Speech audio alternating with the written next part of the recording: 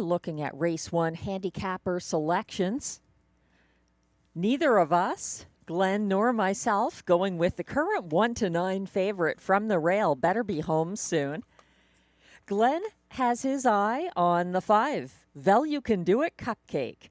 The 2-year-old daughter of Keystone Velocity, a winner in her most recent start, September 28th, for trainer John McMillan and returning driver Mike Healy. I have her a little further down the ticket. I'm using a horse that Glenn does not have in his ticket, number 4, Winsun Hudson, the 4-year-old gelded son of American Ideal. 2 wins from 22 starts this season. And he took his lifetime mark for the returning Marie-Claude Auger. That was at this track on August 31st, 157-3. He's one of the faster horses in this field, and I like the fact that Marie-Claude is driving him again. He's coming back after an unusual race, September 28th at Hippodrome 3R, a 2-mile race where he broke leaving for a different driver. So reunited with the driver who he's done his best work for, number 4, Winsun Hudson, dropping suddenly to 1-5 favorite. Glenn and I both going to the 1, Better Be Home Soon, in the place spot. Then we have the 7, She's a Dancin' Fool. Darcy Clancy's mare, Dancin' Yankee sired.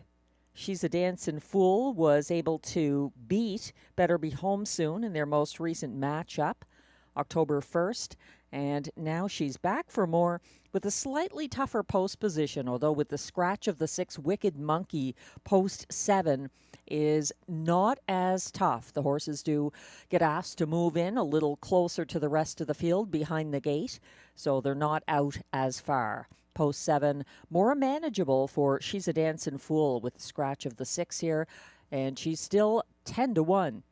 Glenn is completing his superfecta with number 2, Serenity Road, for Sylvain Lacaille and Kelly Duval Lacaille, the 3-year-old Perfect Union filly. Just 1 win this season, but she's been 3rd 5 times from 14 starts. That's where I have the 5, Vel You Can Do It Cupcake, a 2-year-old taking on an older field here. She's the only 2-year-old in this group, and there are 3 4-year-olds. Destiny Road, Winsun Hudson, and She's a Dancin' Fool, and 2 3-year-olds on the inside, Better Be Home Soon and Serenity Road. So I think late in the season, a 2-year-old can be quite mature, and obviously she's got that maiden win, but it's still a tough assignment to go against 4-year-olds for number 5, Vel You Can Do It Cupcake. A great price if you like her on top of the ticket, like Glenn does, though.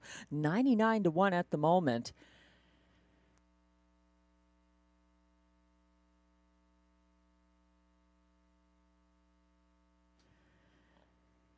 Race 1 has exactor, triactor, superfecta, and early daily double wagering. And if you're a fan of superfectas or show wagering, keep in mind there are 2 races tonight where those are no longer a possibility. Race 2 and Race 4, due to a couple of scratches. In Race 2, On the Sly was originally entered, didn't meet the qualifying time, and is not part of the 4-horse field in the program. And then in Race 4, a late scratch of number 2, Kanogami Coco, of that scratch sick in the preferred.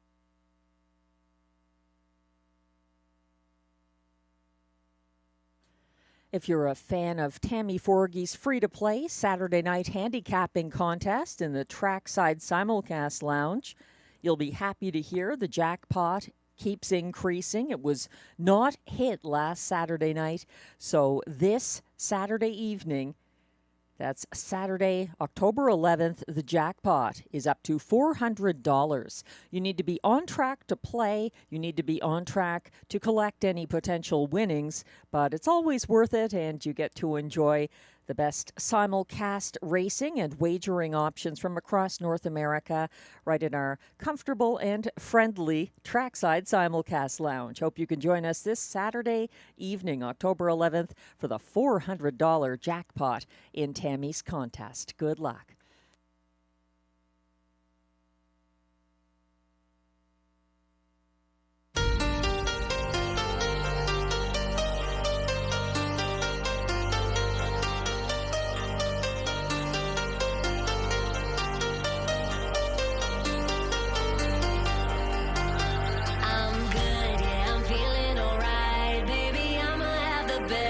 Night of my life, and wherever it takes me, I'm down for the ride, baby. Don't you know I'm good? Yeah, I'm feeling alright. 'Cause I'm good, yeah, I'm feeling alright, baby. I'ma have the best freaking night of my life, and wherever it takes me, I'm down for the ride, baby. Don't you know I'm good? Yeah, I'm feeling alright.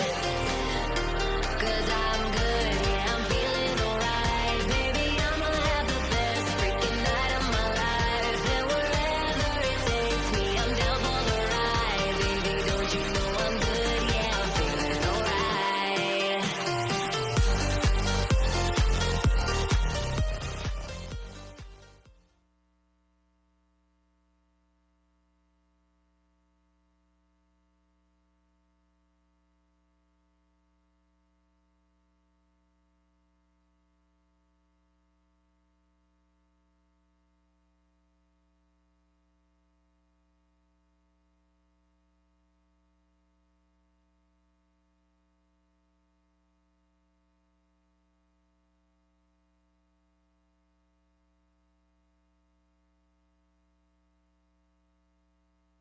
We're about 3 minutes away from post time for race 1. Thanks to those of you joining us at the track as well as at the simulcast lounges across North America and online. Hello to Jose, and sending out a greeting to your friend as well, Martin Thompson, if you're watching and wagering on Rideau Carleton tonight. Hello from Jose out in Vancouver, who likes to play Rideau Carleton at the simulcast outlets out there. Best of luck to Ronald and Uncle Turfy as well, among those joining us tonight for the exciting Pick 5 carryover coming up in race 6. Always nice to have a little free money as part of the pool for the Pick 5. We only have the one Pick 5 on the card, and that carryover, $2,557.74.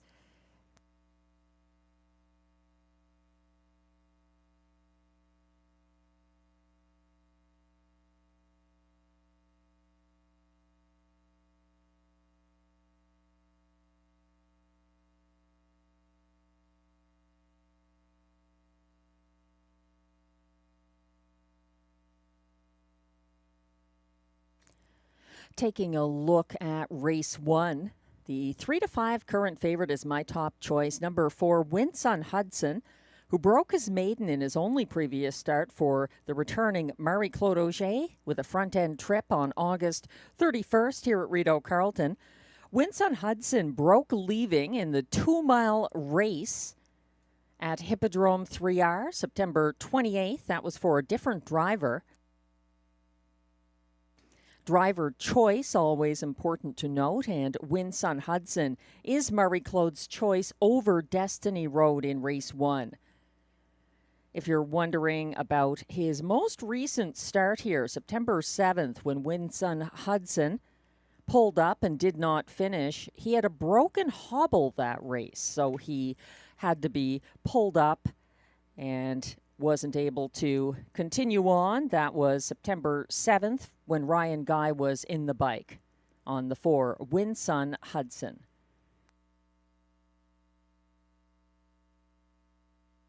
Number 1, Better Be Home Soon, set the pace for Guy Gagnon last Wednesday, starting from the rail as well, and was stung late by She's a Dancin' Fool. The 7, She's a Dancin' Fool, has dropped 10-1 the last time I looked. Now she's down to 2-1. This mare and trainer-driver Darcy Clancy have a slightly tougher post after last Wednesday's off-the-pace 8-1 victory. She's a Dancin' Fool came first over from fourth past the half, outdueled Better Be Home Soon down the stretch, and was drawing ahead at the wire. And Glenn Pearson's top selection is the 5 You Can Do It Cupcake. She's 25-1 now. The only 2-year-old in this field, stepping up in class, broke her maiden at a slightly lower classification September 28th for driver Mike Healy. You Can Do It Cupcake battled the fast-leaving Literis to the opening quarter and had a pocket ride into the stretch for a narrow win over that pace setter.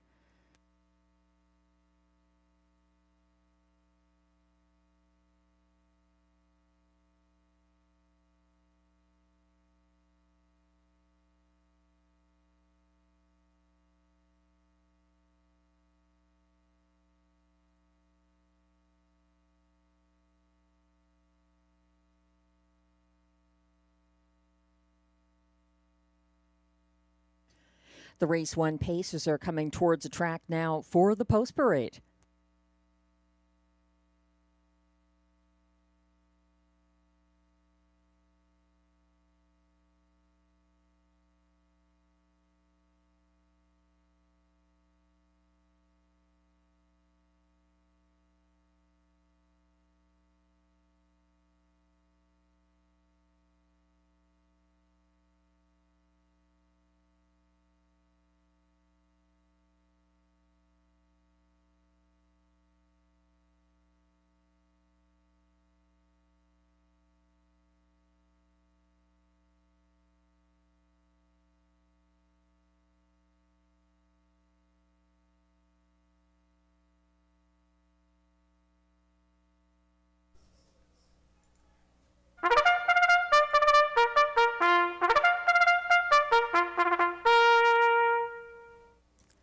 The Race 1 Pacers are on track for post-parade. They're non-winners of $9,000 lifetime, allowances for fillies and mares, and non-winners of $9,000 lifetime draw inside. The purse, $5,800.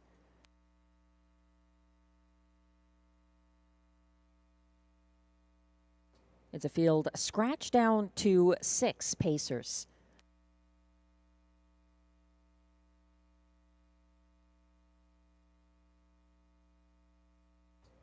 Number 1 is Better Be Home Soon, owned by David Brown of Cannington, Ontario, trained by Mandy Archer. Guy Gagnon drives.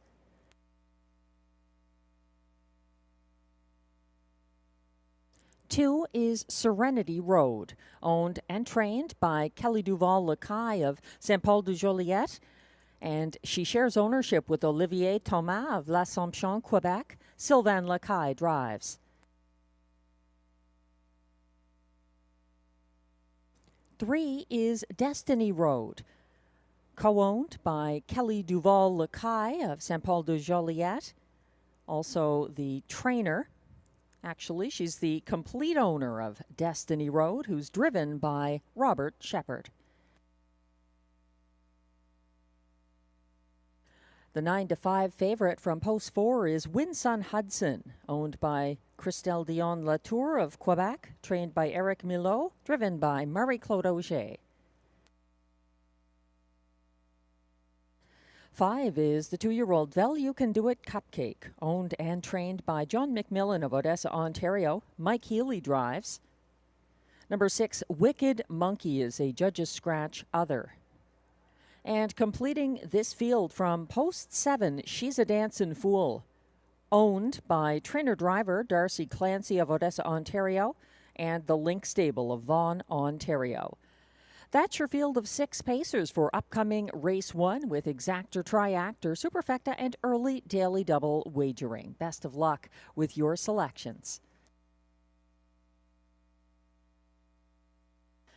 We're zooming in on the 4, Winsun Hudson, my top choice here, the 3-2 favorite. He looks good out there, relaxed, in line to Marie-Claude Auger once again.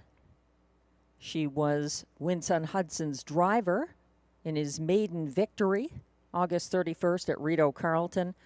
And the miscues he's made in some other starts were when Marie-Claude was not driving and under circumstances that were not ideal, like leaving aggressively in a 2-mile race at Hippodrome 3R, September 28th, and also having broken equipment, a broken hobble at this track, September 7th, when he pulled up and did not finish. It was broken equipment of the kind that requires you to pull up for safety. So Winsun Hudson, a better option here. 3-5 right now from post 4.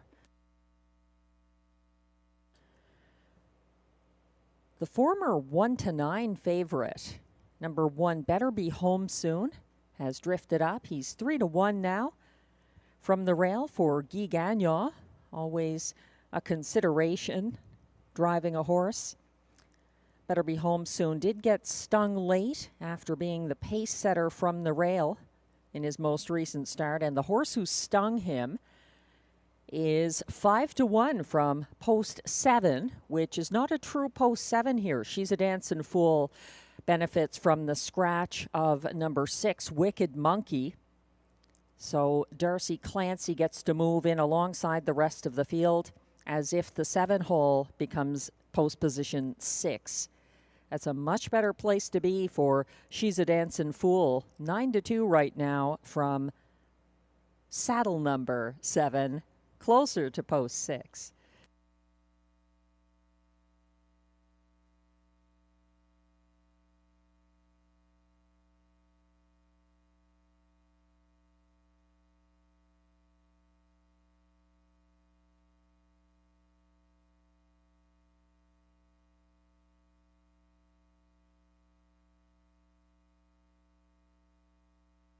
Still time to wager on race 1, but they'll be lining up very shortly, so make sure you don't get shut out.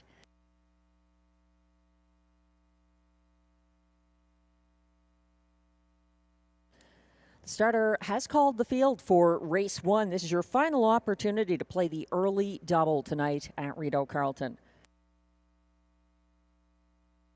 Pacers are going behind the gate now. 1 is Better Be Home Soon for Guy Gagnon. 2, Serenity Road, Sylvain Lacaille. 3, Destiny Road for Robert Shepard. 4, Winsun Hudson, the 3-5 current favorite for Marie-Claude Auger. 5, Vel You Can Do It Cupcake for Mike Healy. 6, Wicked Monkey is scratched. 7 is She's a Dancin' Fool, Darcy Clancy on the outside.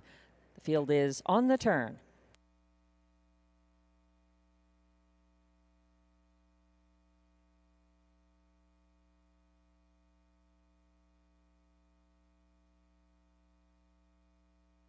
The Pacers are on the backstretch, quickly approaching the start for race 1. They're off and pacing and leaving from the rail. Better Be Home Soon, launching for Guy Gagnon. And in hot pursuit early, here comes Vel You Can Do It Cupcake.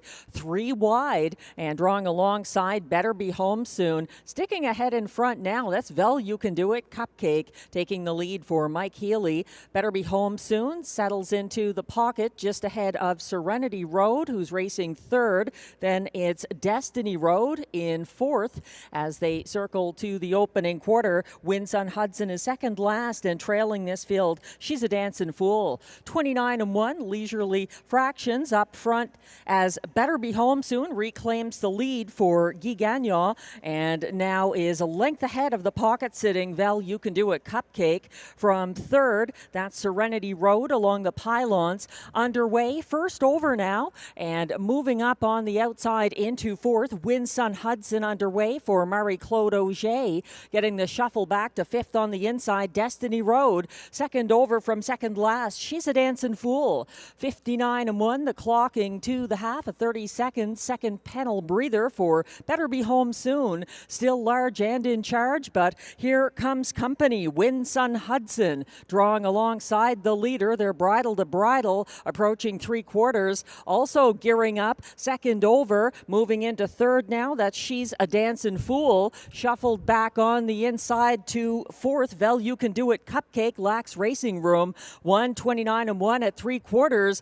And drawing ahead now slightly, Winsun Hudson battling back on the inside. Better Be Home Soon, well positioned as well. She's a Dancing Fool is charging wide down the center of the track. Winsun Hudson is pulling ahead of Better Be Home Soon, charging between horses Serenity Road, but no doubt about the winner. It's Winsun Hudson ahead of Serenity Road, and then it looked like She's a Dancing Fool versus Destiny Road to decide show. 1:59 flat.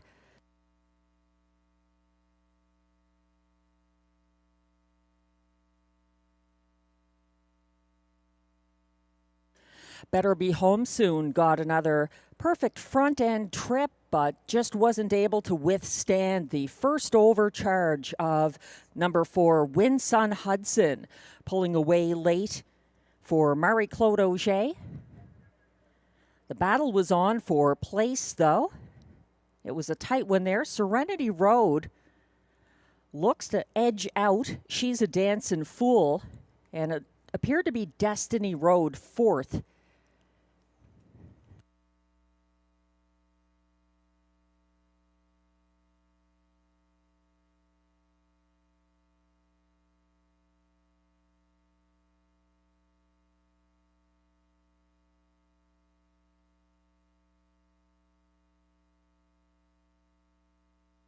Unofficial Race 1 results are now posted for the top 4 finishers. Number 4, Winsun Hudson, a 7-5 winning favorite for Marie-Claude Auger. Over 2, Serenity Road, gaining ground late for place. 7, She's a Dancing Fool was third. And 3, Destiny Road finished fourth at odds of 17-1. 4-2-7-3 in race 1. Please hold all tickets. Results are unofficial.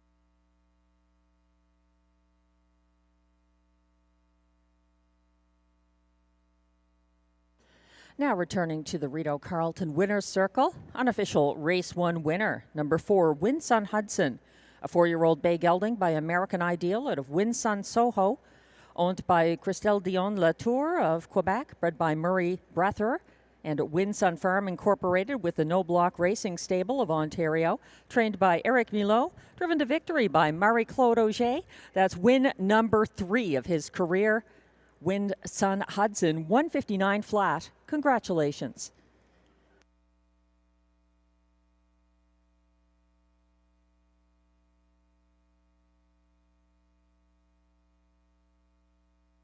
Race 1 results are now official.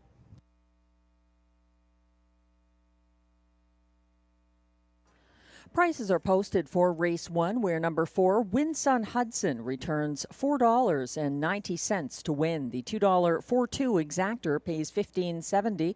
It's $18.15 for the $1 triactor 4-2-7 combination. And look at that $1 superfecta 4-2-7-3, $170.50.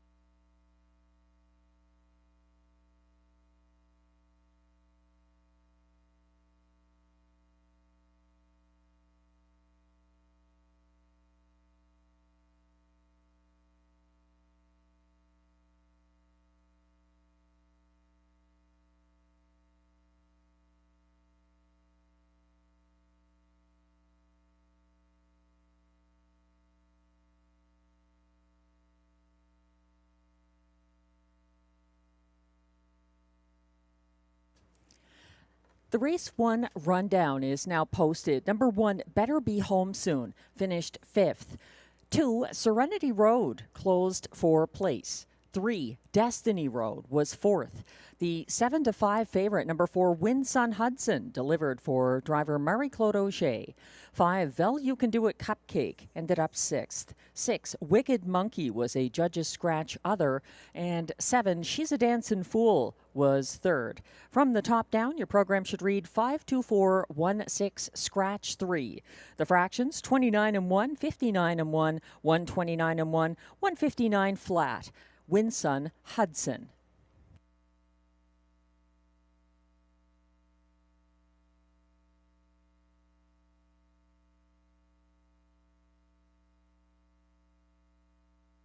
Moving on to race 2 now, switching over to the trotters. And again, this is a 4-horse field. It was originally going to be 5 trotters in here, one of them on the sly. Did not make his way into the final 4 horses that you see on the program page. I guess he was a little too slow to qualify for the condition. So we've got 3 horses that I'm using out of the 4 to start the early pick 4 that kicks off in race 2. There's also exactor and triactor wagering, as well as pick 4 win and place. Note there is no show wagering and no superfecta in races 2 or 4 because of the field size. So starting off here, Angelic Seelster, the 1, has really been knocking on the door a number of times, so it depends on which Angelic Seelster shows up for Carl Duguay tonight. She's a 3-year-old Green Manalishi filly with some talent, but kind of an erratic resume so far. The 3 Hercules is my top choice for Guy Gagnon and Maxime Vellet. The 4-year-old looks like a Chippendale gelding is a good one. And the 4 Gold Dealer. You must use this wheelin' and dealin' filly here. Pascal Berube in the bike for Mike Armstrong.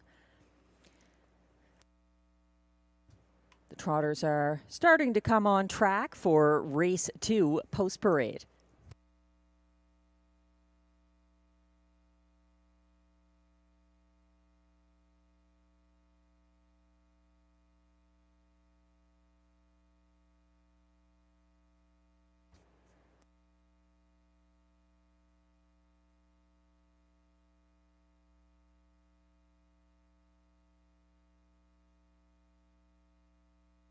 While we wait for them, in race 3, I'm going 3 deep there. Manhattan Joe, Betts Show Off, and also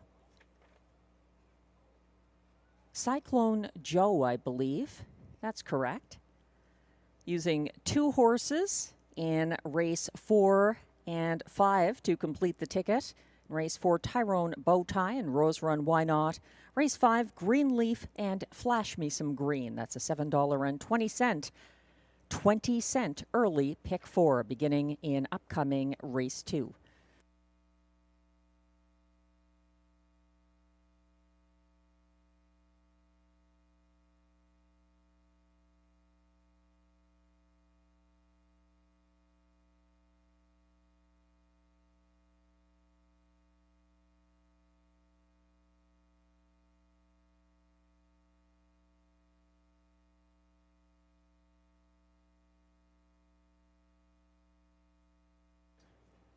And it looks like everybody's here for the race 2 post parade now.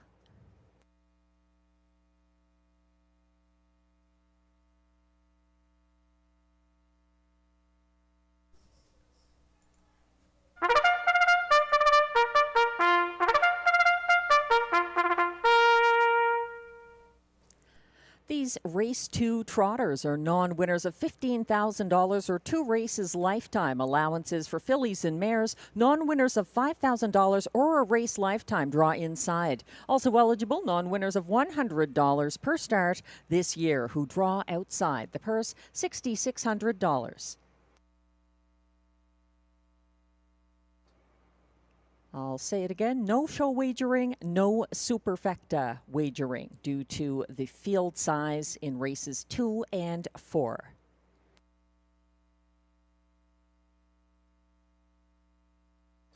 Leading the post parade, number 1, Angelic Sealster, owned by Investissement KFB, Sorel Tracy, Quebec, as well as trainer-driver co-owner Carl Duguay of Trois-Rivières.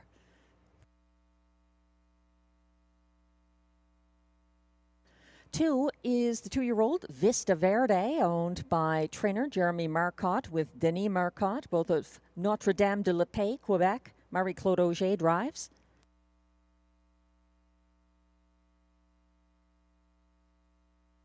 3 is the Chestnut Hercules, owned by Écurie Provocante of Mirabel, Quebec, trained by Maxime Vellet, driven by Guy Gagnon.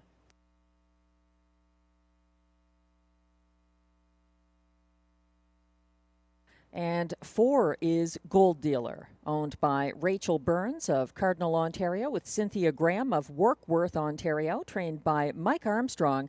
Pascal Berube drives. That's your field of 4 trotters for upcoming Race 2. A limited wagering menu due to the field size here. There's exactor, triactor, win, place, and early pick 4 wagering. We're getting a look at Hercules, who looks more like a bay than a chestnut to me, but that could be a dark chestnut mane and tail. Perhaps. He's my top selection here. He's 4 to 5 right now, drifting up a little. I think he opened at 1 to 5 or 1 to 9.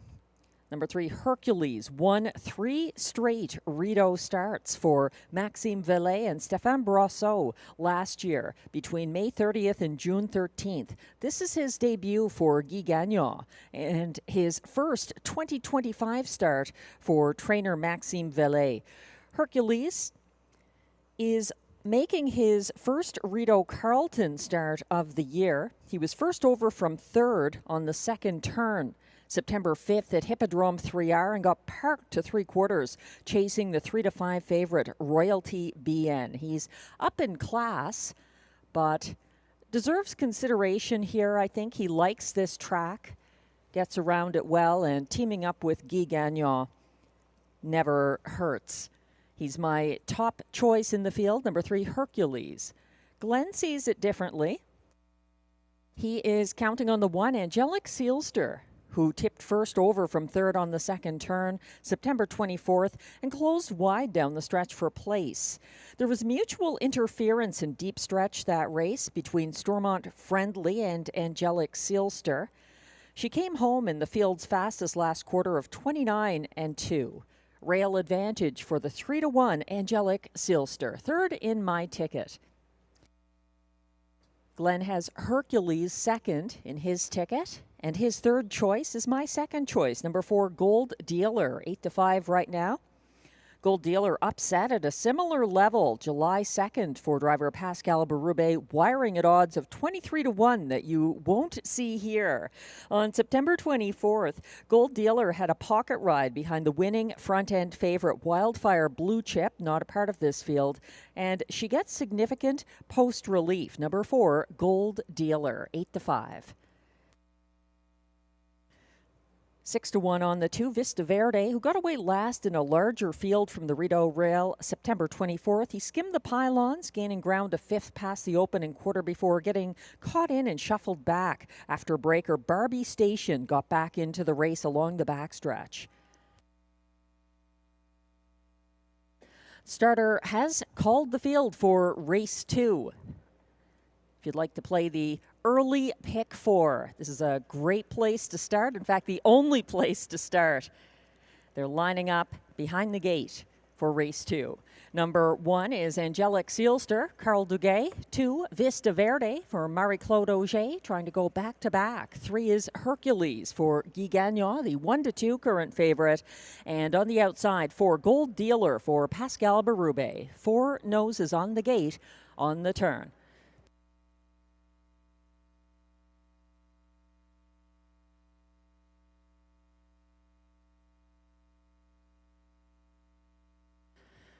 Trotters are on the backstretch. They're quickly approaching the start. And they're off and trotting, dropping back on the inside early. That's Angelic Sealster. And taking back abruptly there, but staying on the trot, it's Hercules. Grabbing the early lead, Gold Dealer and Pascal Berube have opened up by a couple of lengths over Vista Verde, who pockets up. Coming on now, first over from third after resetting for Guy Gagnon. Hercules is underway and gapping somewhat at the back of this field at the opening quarter. Angelic Sealster, 29-3, the opening panel. And coming down the stretch, it's a freewheeling Gold Dealer who is 2 lengths ahead of the pocket-sitting Vista Verde. From third, dropping back to the pylons, Hercules. And then it's about 4 lengths back to Angelic Sealster, who trails this 4-horse field into the second turn. En route to the half, Gold Dealer unchallenged on the front end and getting to that point in 59-1. From the pocket, that's still Vista Verde. First over out of third, here comes Hercules with another move for Guy Gagnon. And 7 lengths behind them, Angelic Sealster racing fourth along the backstretch. It's still Gold Dealer in command with Hercules drawing alongside the sulky as they approach 3/4. Hercules is pressing the pace on the trot. Gold Dealer digging in for Pascal Berube. They're matching strides around the turn. And Vista Verde is within range. They're turning for home now. Hercules continuing on the outside. A dive to the cones for Vista Verde. Turning it on late for Marie-Claude Auger. Vista Verde moving up for the maiden victory. On the run late, Hercules. Gold Dealer also on the board. Angelic Sealster fourth, 159 flat.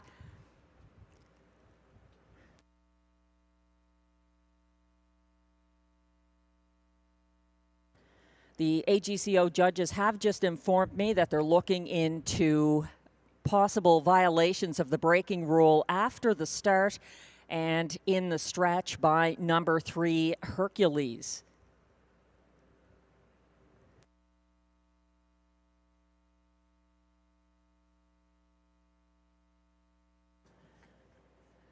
Vista Verde gets that victory.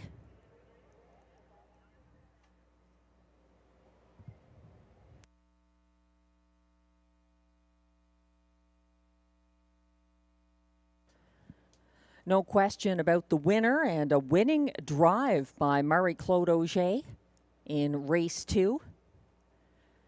Both legs of the early double for Marie-Claude, this time driving this 2-year-old Green Shoe colt to a 15-1 upset in the maiden victory in race 2. Finishing second as 1-9 beaten favorite, and now the subject of an inquiry as to whether he violated the braking rule after the start and at the wire. Number 3, Hercules. 4, Gold Dealer, the place setter, held on for show. And 1, Angelic Sealster, trailed throughout the mile. Unofficially, 2, 3, 4, 1 in race 2. Please hold all tickets. The AGCO judges are reviewing footage of race 2 to see whether Hercules violated the braking rule.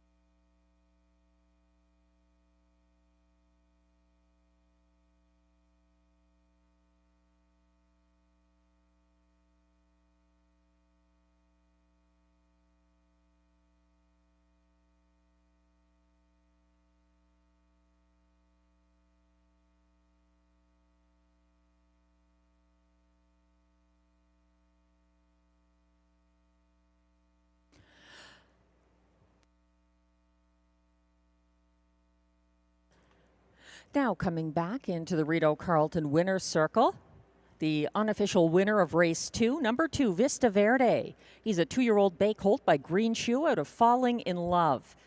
Owned by trainer Jeremy Marcotte and Denis Marcotte, both of Notre-Dame de la Paix, Quebec. Vista Verde was bred by Fairwinds Farm Incorporated and Fairwinds Stable of New Jersey, trained by Jeremy Marcotte and Marie-Claude Auger, taking both legs of the early daily double. That's a maiden win for Vista Verde, 159 flat. Congratulations, Vista Verde and Marie-Claude. We're looking now at footage of the stretch drive in race 2, number 3, Hercules, the 1-9 favorite, rolls into a break in the stretch. That much is clear. The judges also reviewing whether there were any violations of the braking rule after the start and late in the mile. Please hold all tickets.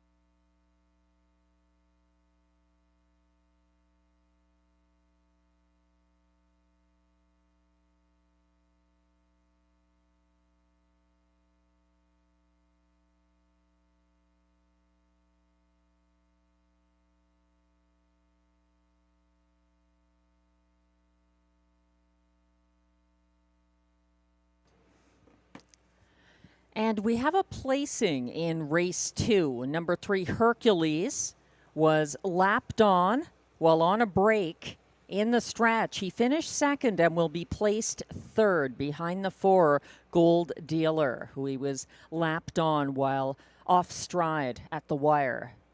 The new order of finish will be 2-4-3-1 in race 2. 2-4-3-1.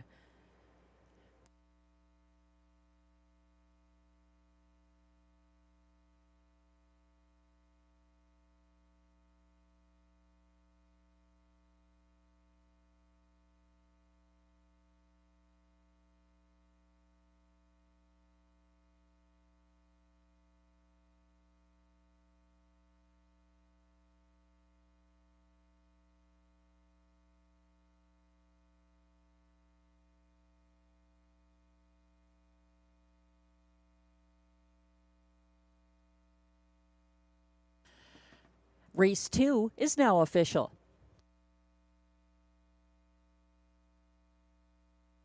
Prices are posted for race 2, where number 2, Vista Verde, returns a generous $32 to win in his maiden victory. The $2 2-4 exactor pays $84.90. The $1 triactor, $75.65. For the 2-4-3 after the placing triactor, and the $2 early double 4-2 returns $49 even.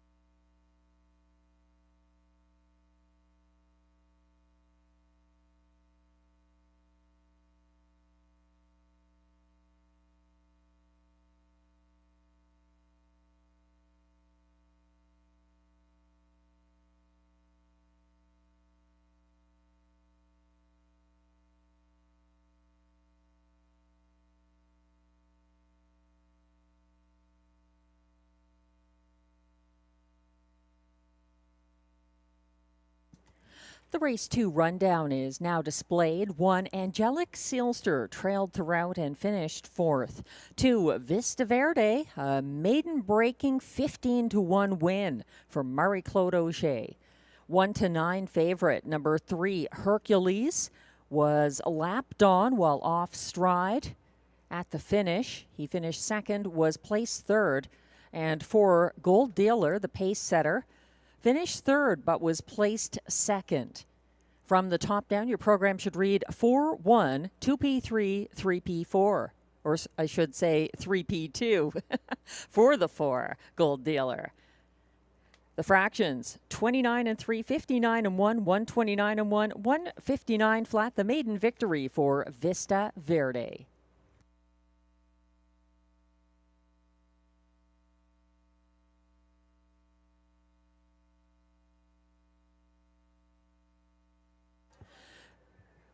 Beautiful skies over Rideau Carleton tonight if you haven't been to the track in a while. The good news is that we're open every Wednesday evening for live racing at 6 p.m. and Sunday evenings at 6:30 p.m. right through the month of October up to the end of November when the schedule changes slightly. Cooler temperatures mean less of a crowd. You can get your favorite table, maybe even your favorite table upstairs at Mr. Lucky's, which is open for indoor dining, betting, and viewing on race nights. Moving on to race 3 now with exactor, triactor, superfecta, and pick 3 wagering. Track handicapper selections are displayed. We're back on the pace here. Glenn and I both in agreement about the currently 7-1 number 5 Manhattan Joe for Pascal Berube and Marc-Andre Simoneau on top of both of our tickets. Glenn has the 4, the currently 1-9 Bets Show Off in the place spot. I'm using that one 3rd. I saw the qualifier. It was a really good qualifier, September 14th, but I'm just not sure it warrants 1-9. Being the current price on the 4 Bets Show Off. I'm using the 6 in the play spot, Cyclone Joe, for Sylvain Lacaille and Kelly Duval Lacaille. Glenn is going to number 3. He's stalking you with Robert Shepard, driving the stablemate to Cyclone Joe. Glenn and I both complete our superfectas with number 2, Major Motion, for driver Guy Gagnon and trainer Jennifer McBride.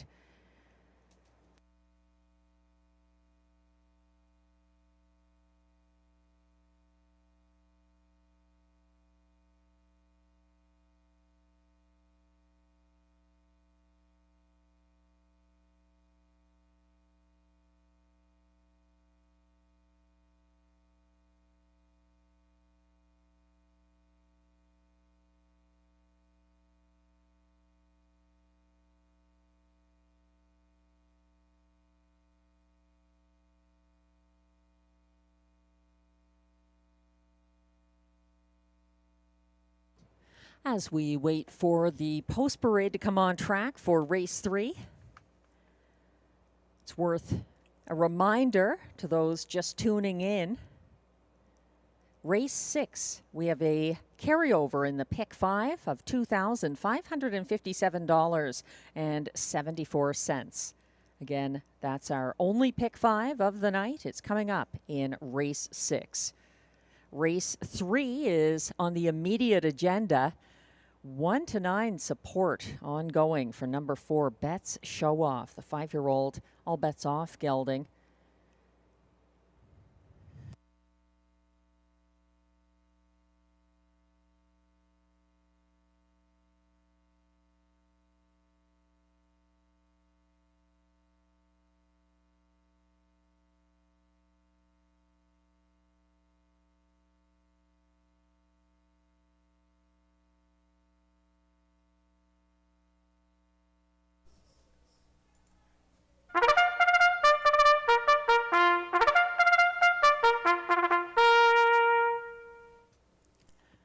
Race 3 is for pacers who are non-winners of $455 per start and their last 10 non-winners of a race in 2024-2025. Draw outside. They race for a purse of $6,200. No changes.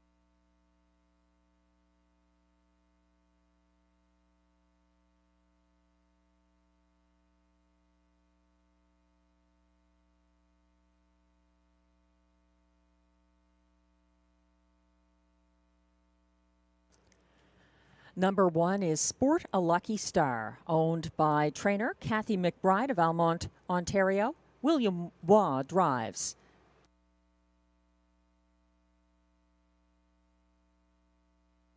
Two is Major Motion, owned by trainer Jennifer McBride of Almonte, Ontario. Guy Gagnon is in the bike. 3 is He's Stalking You, owned by Alexia Frigo of Quebec, trained by Kelly Duval-Lacaille, driven by Robert Shepard. 4 is the 1-5 current favorite, Bet's Show Off, owned by Germaine Brazeau of Osgood, Ontario, trained and driven by Stéphane Pouliot.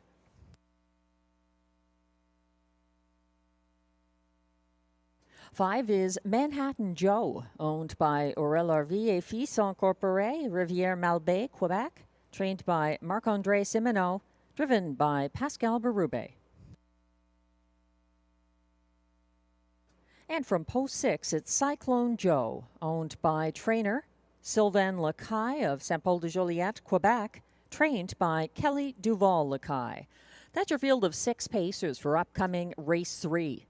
Exactor, Triactor, Superfecta, and Pick 3 wagering. Good luck.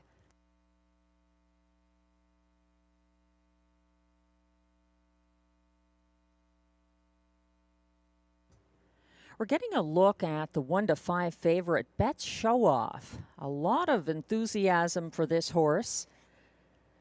I have a feeling that some of it's based on back class. He has a fast lifetime mark relative to most of this field. Only Cyclone Joe has a faster mark, and he's an 11-year-old, whereas Bet's Show Off is only 5.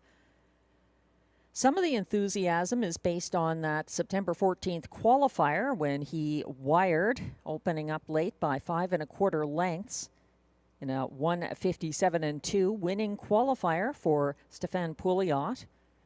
He beat Sonny Bow there as well, so he wasn't facing overmatched rivals.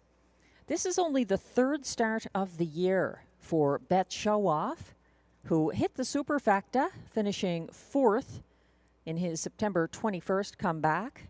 And then on September 28th, he was 3rd as beaten favorite.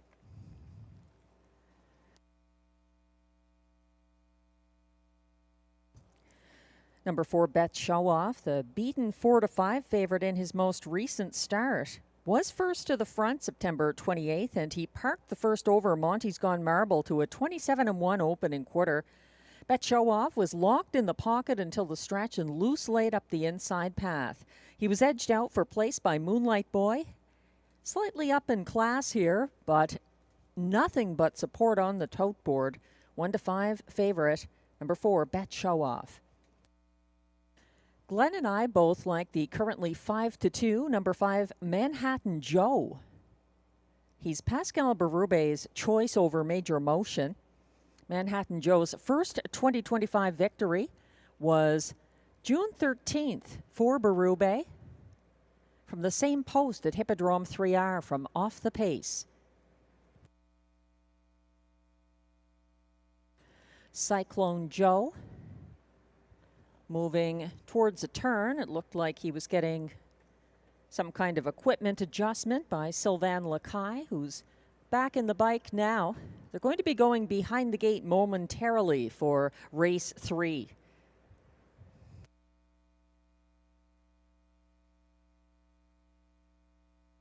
If you like Superfectas and you didn't get that opportunity race 2, you won't in race 4. There's still time to get your race 3 Superfecta.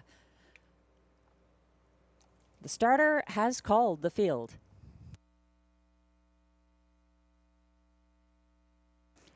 The pacers are gathering behind the gate for race 3. 1 is Sport a Lucky Star for William Waugh. 2, Major Motion, Guy Gagnon. 3, He's Stalking You, Robert Shepard.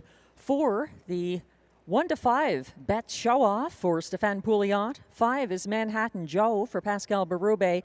And 6, Cyclone Joe for Sylvain Lacaille on the outside. The pacers are all lined up on the turn except Sport a Lucky Star, a couple of lengths behind them as the starting gate turns on to the Rideau Carleton backstretch. William Waugh guiding her now. Sport a Lucky Star is alongside the others. And they're off and pacing, and from mid-pack, sprinting early. There goes Bet Show Off for Stéphane Pouliot, taking no chances, circling Major Motion to land on the lead. From third along the pylons, that's Sport a Lucky Star, timing the gate well. First over from fourth, Cyclone Joe and Sylvain Lacaille already in gear, and now backing down to wait their turn just ahead of He's Stalking You and Manhattan Joe at the back of the field. 28-1, the fastest opening quarter of the night. Their single file coming down the stretch the first time, led by the favorite. 1-9 at the last flash. Bet Show Off, a length ahead of Major Motion, all over the helmet in second. Gapping slightly from third, Sport a Lucky Star. In fourth, that's Cyclone Joe, looking eager to start up first over from fifth. He's Stalking You out there now for Robert Shepard at the half. And continuing to trail Manhattan Joe. 58 seconds flat at the half. A 29-4 second panel for the leader. Bet Show Off. Never headed since making front, and now leading by a length and a quarter over Major Motion. First over now in third on the outside. He's Stalking You from fourth and gapping along the pylon. Sport a Lucky Star. Further back, second over from the back of the field, Manhattan Joe is gaining ground. Trailing now, that's Cyclone Joe. 1:26-2 at 3/4. And the favorite on a breakaway up front. Bet Show Off doing just that. Showing off with a 6-length advantage. Stéphane Pouliot just along for the ride. Sprinting up for place was Cyclone Joe. Tight for show, 1:55-4.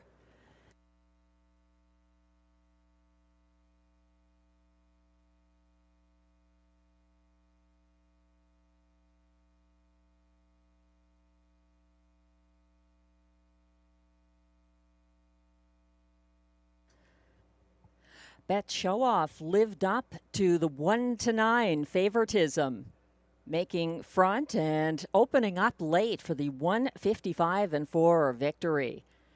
Major Motion was holding steady in the pocket most of the mile, got out sprinted for place by Cyclone Joe. Looks like Major Motion held on for show.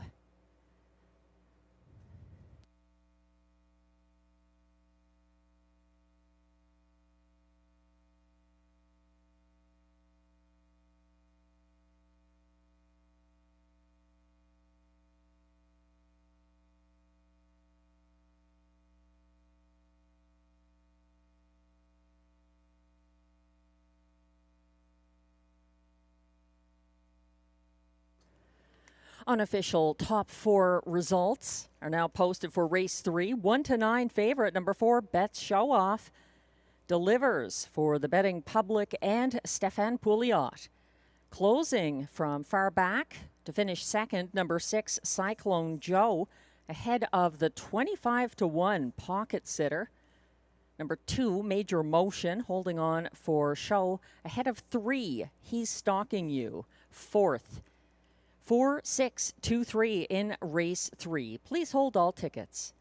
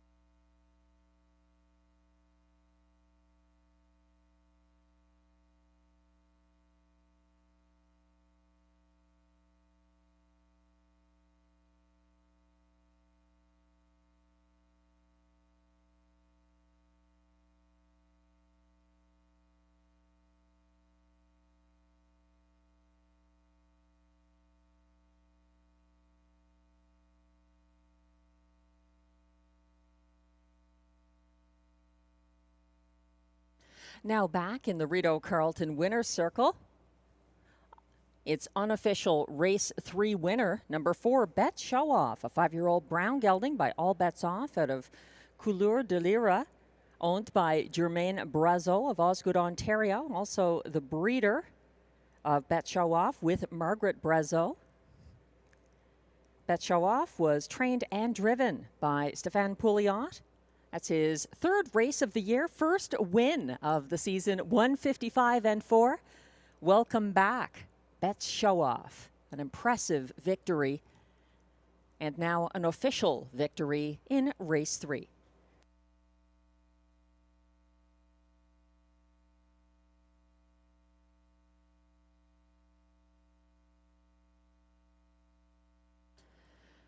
Prices are posted for race 3. Number 4, Bet Show Off, returns $2.20 to win. The $2 4-6 exactor pays $8.40. $16.60 for the 4-6-2 $1 try. $40.25 for the $1 superfecta 4-6-2-3 combination.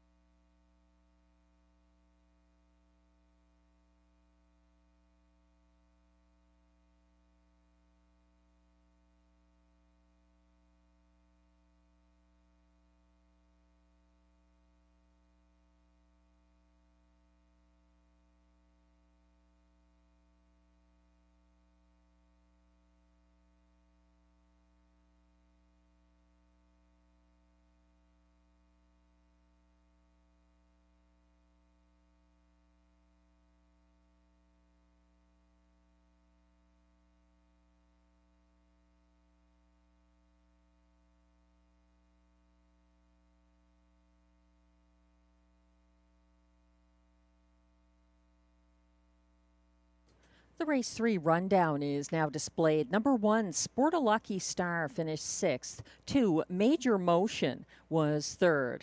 3, He's Stalking You, 4th. 1-9 favorite number 4, Bet Show Off, the race winner for trainer-driver Stéphane Pouliot. 5, Manhattan Joe finished 5th, and 6, Cyclone Joe was 2nd. From the top down, your program should read 6-3-4-1-5-2. The fractions 28-1, 58 flat, 126-2, 155-4. Seasonal best in the first 2025 victory for Bet's Show Off.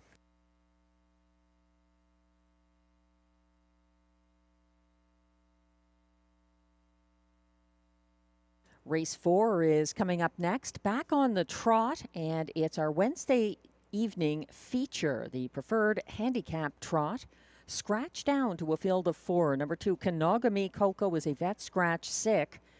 So with a field of 4, as in race 2, that means that there is no superfecta and no show wagering on race 4. There's exactor, triactor, middle pick 4, win and place wagering only in race 4. Still a good betting menu for you to choose from.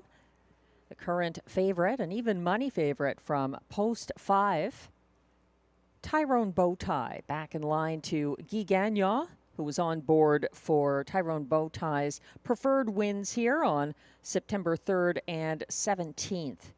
What a year he's having. Tyrone Bowtie, 10 wins, 26 starts, and a new lifetime mark of 154-2 taken at this track.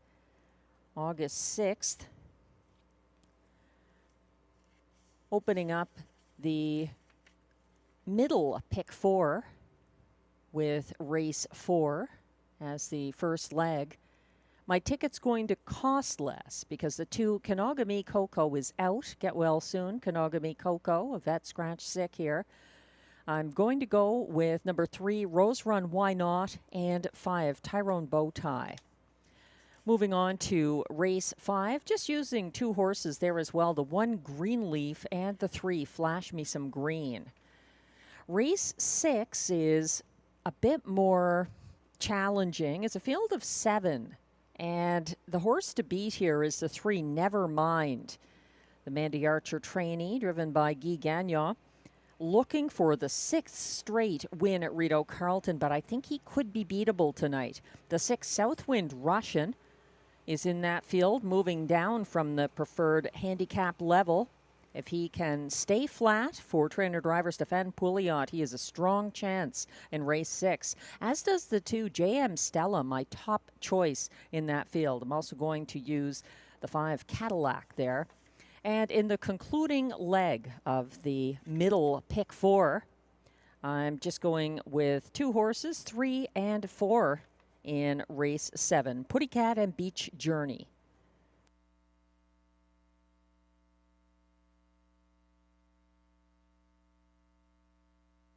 Incidentally, in race 7, Beach Journey is Guy Gagnon's first drive on one of his own trainees.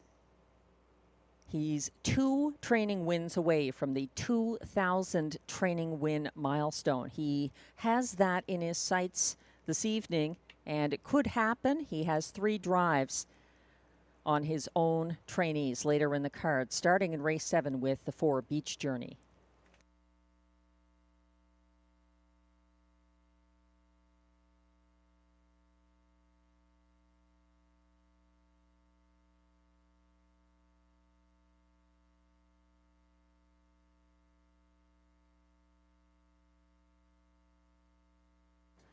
Dropping to 1-5 on the tote board in upcoming race 4, number 5, Tyrone Bowtie, the winner of 3 straight Rideau preferred handicap trots, and actually undefeated for driver Guy Gagnon.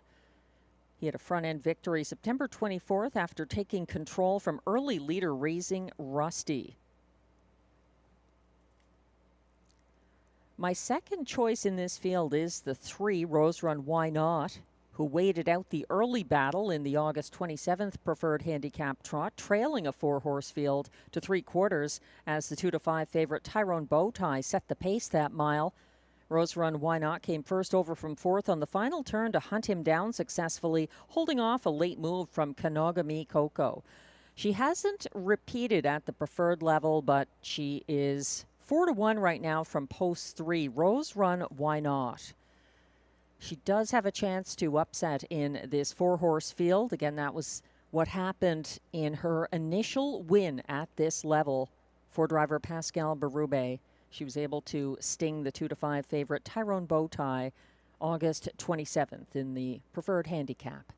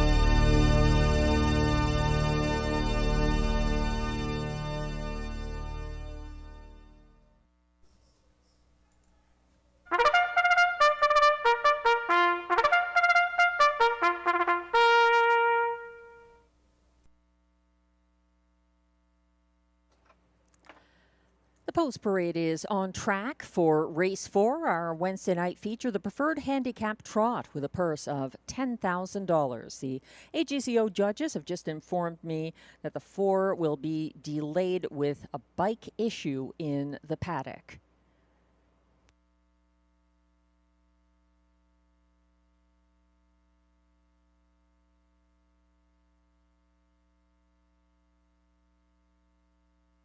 This field is scratched down to 4 preferred trotters with the scratch of the 2 Kanogami Coco.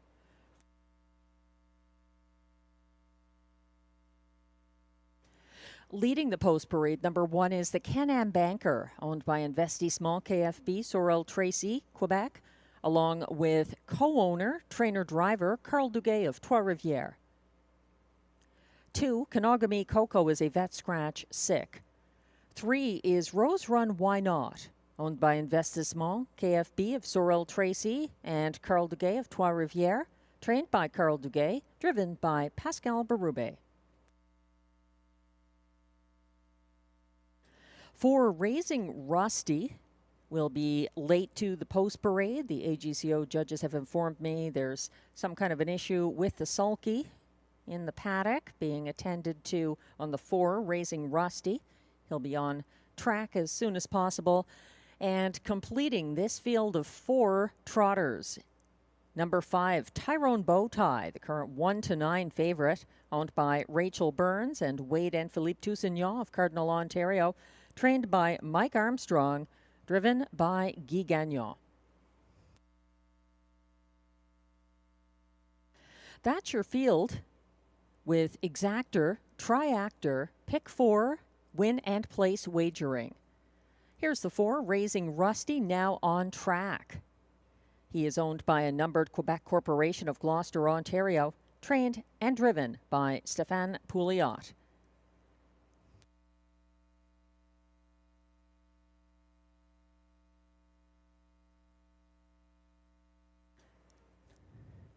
We're zooming in on the strong favorite, 1-9. On number 5, Tyrone Bowtie. As mentioned, the winner of 3 straight Rideau Preferred Handicap Trots and an undefeated record when driven by Guy Gagnon in the bike tonight. He was able to get a front-end victory September 24th after taking control from the fast-leaving Raising Rusty. 1-9 on the 5, Tyrone Bowtie. In these small fields, though, sometimes it's complicated. We saw that in race 2 with the 15-1 maiden winner, Vista Verde, prevailing. And the 1-9 favorite, Hercules, for Guy Gagnon, making a break late, finishing second, being placed third. So in spite of the 4 horses here, I don't know that the 5 Tyrone Bowtie is an automatic single in the middle pick 4 sequence, which does begin this race. Glenn and I both have Tyrone Bowtie on top of the ticket. I'm also using the 3, Rose Run Why Not, to start the pick 4.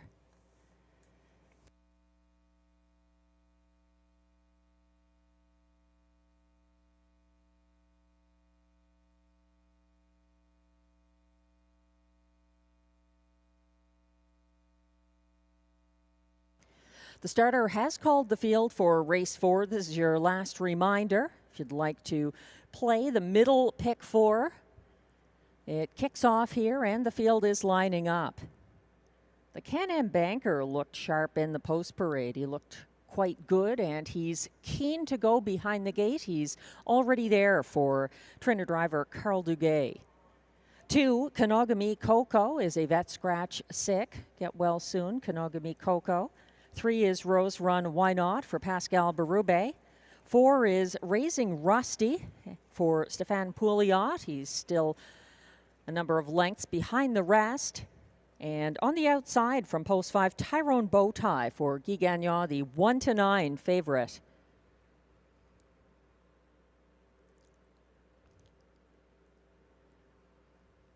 Starting gate is moving on to the Rideau Carleton backstretch, dropping back on the inside, the Can-Am Banker. as Raising Rusty finds his way behind the gate. They're off and trotting. The Can-Am Banker getting away behind the rest, and an early battle with Rose Run Why Not sent to the front on the inside and now taking back, allowing Stefan Pouliot to put Raising Rusty on the point on the first turn. Following from single file third, that's Tyrone Bowtie, and gapping slightly at the back, but well a part of this field approaching the opening quarter, the Can-Am Banker. They head past the opening quarter 28-4. The Can-Am Banker is in line with the rest, and they're led by Raising Rusty coming down the stretch the first time. He's about a length and a quarter ahead of the pocket-sitting Rose Run Why Not. Patiently third, Tyrone Bowtie, and from fourth, the Can-Am Banker looks ready to make a first over bid on the second turn for Carl Duguay. Up front, it's still Raising Rusty, getting to a leisurely halfway clocking of 59 seconds flat. He's keeping ahead of Rose Run Why Not. Here's the expected first over bid for Tyrone Bowtie on a break at the back. Unfortunately, the Can-Am Banker has taken himself out of contention.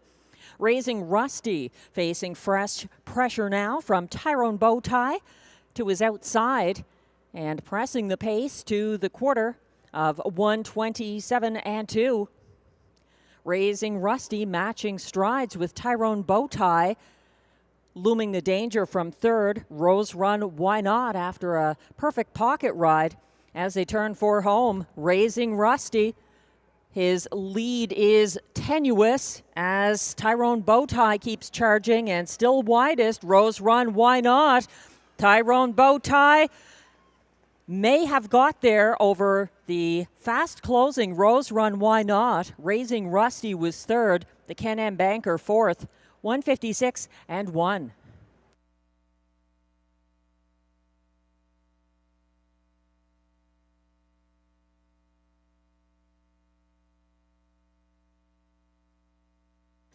Raising Rusty was on the lead most of the mile in the preferred handicap trot. He squared off against the 1-9 favorite Tyrone Bowtie around the final turn, and then charging late, Rose Run Why Not put Tyrone Bowtie to the test.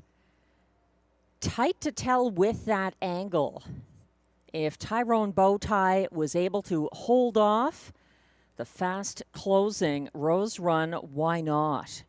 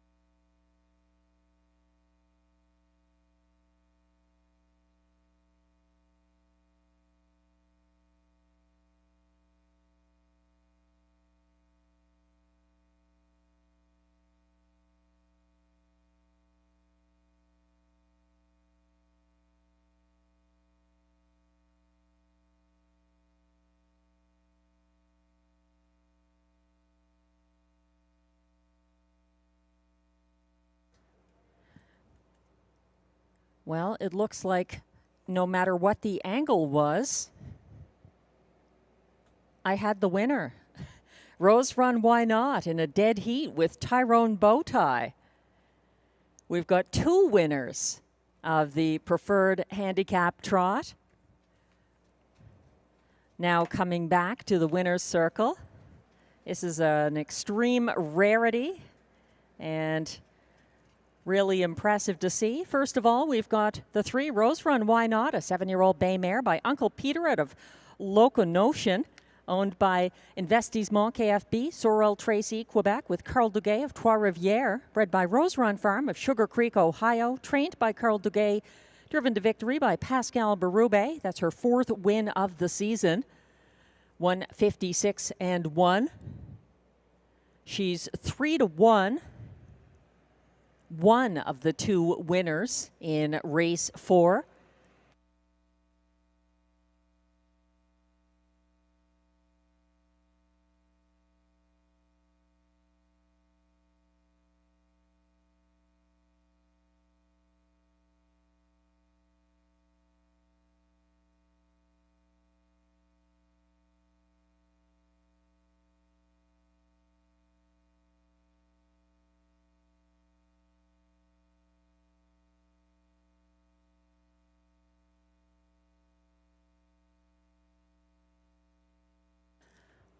I don't know that we're going to get a picture of them together, unfortunately, but the unofficial top 4 are now shown for race 4. A dead heat for win between 3, Rose Run Why Not for Pascal Berube, and 1-5 favorite number 5, Tyrone Bowtie for Guy Gagnon. Finishing third was 4, Raising Rusty, and 1, the Can-Am Banker was 4th after a miscue on the backstretch. 3-5 in a dead heat over 4 and 1 in race 4 unofficially.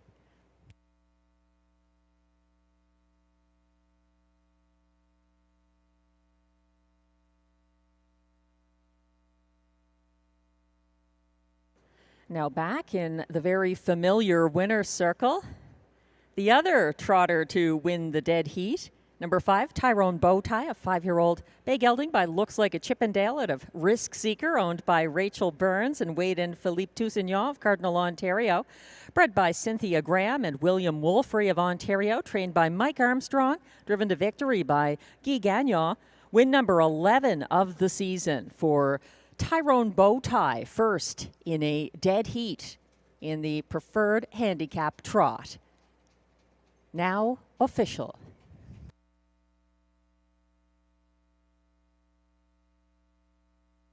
Prices are posted for race 4. Number 3, Rose Run Why Not, returns $260 to win. It's $210 to win for 5, Tyrone Bowtie, the other horse. The two of them winning in a dead heat.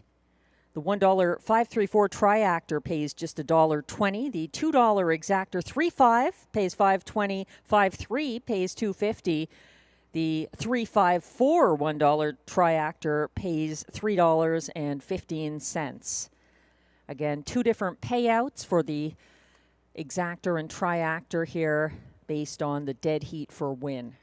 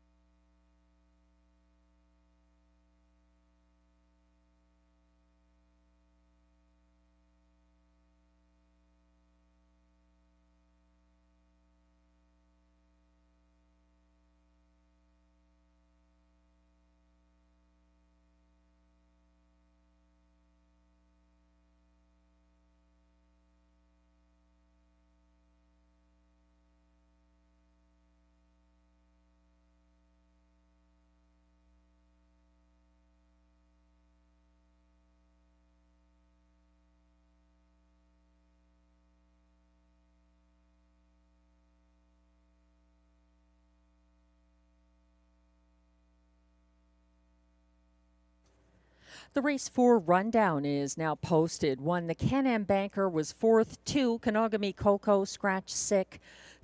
3, Rose Run Why Not, 1st in a dead heat for driver Pascal Berube. 4, Raising Rusty was 3rd, and the 1-5 favorite, number 5, Tyrone Bowtie, was also 1st in the dead heat for driver Guy Gagnon. From the top down, your program should read 4 Scratch, 1 DH, 3 1 DH. The fractions, 28 and 4, 59 flat, 127 and 2, 156 and 1. A dead heat in race 4, the preferred handicap trot.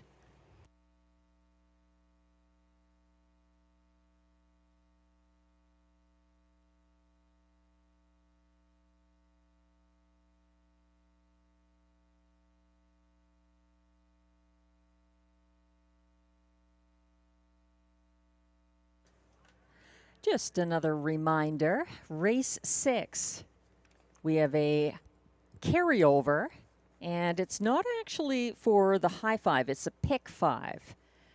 So it's the pick 5 beginning in race 6, a carryover of $2,557.74 in race 6. Race 6 also has high 5 wagering, but it's a pick 5 carryover. The pick 5 had nobody who had the winner of race 10 on Sunday night, DA Let's Boogie. So that's why we've got that money moving on. In the meantime, race 5 is coming up next with Exactor, Triactor, Superfecta, and pick 3 wagering.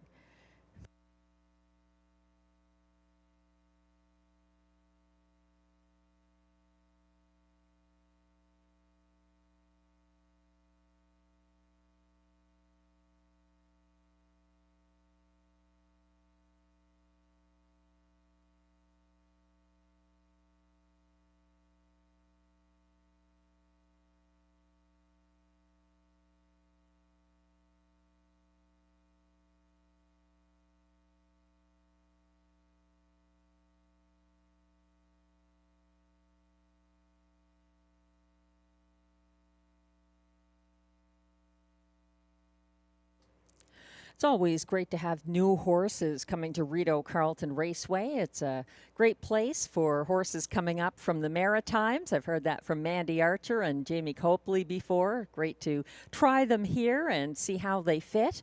Sometimes they stay a while. Sometimes it becomes their regular racing place, or they can go on to other tracks if they don't fit.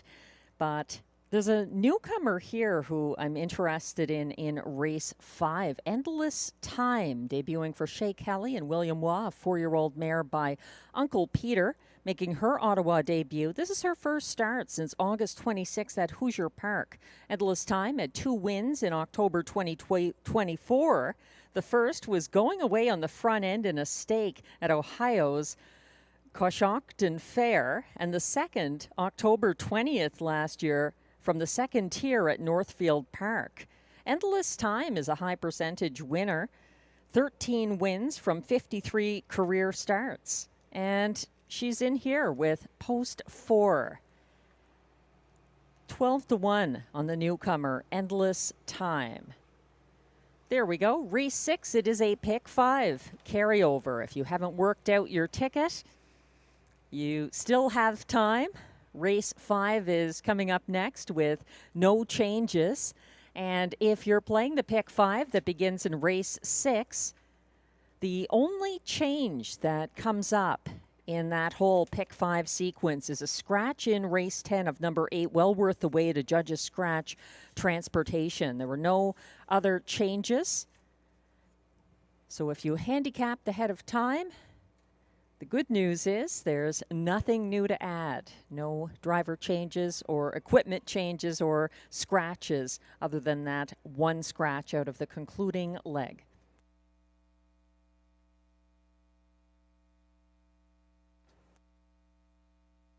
So in race 5, Glenn Pearson going with the 2, Chick Chalk Rose. Not a bad idea. Marie-Claude Auger opening the card with back-to-back wins. Glenn has the 1 Greenleaf in the place spot, then the 7 Southwind Mac third, and the 3 Flash Me Some Green to complete his superfecta in upcoming race 5. I see it similarly, but I'm going to try Greenleaf on top again. Currently 4-1 from the rail. Greenleaf was a maiden winner with Jonathan Lapointe in the sulky here, April 30th, starting from the rail. Greenleaf was a 2-move September 3rd winner at a lower classification for driver Melanie Plourde, hunting down the 2-5 favorite Royal Mass on the backstretch to win going away. Greenleaf was caught in and shuffled back on the backstretch last Wednesday and loose late into stretch traffic. I'm willing to play back Greenleaf, who clearly likes the inside post. A surprising 7-1 on number 3, Flash Me Some Green, who gets significant post relief here. He stepped out first over from last near the opening quarter last Wednesday and advanced uncovered to the second turn, flushing out Kinder Kahina before the half. He wired at this level September 3rd at odds of 26-1 for Pascal Berube. That's the 3, Flash Me Some Green. Here's the race 5 post parade.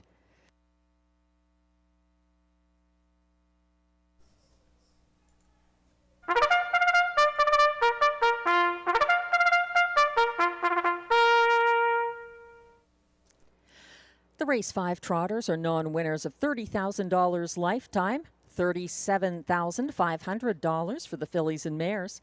Also eligible, non-winners of $1,000 in their last 5 starts. The purse, $7,000.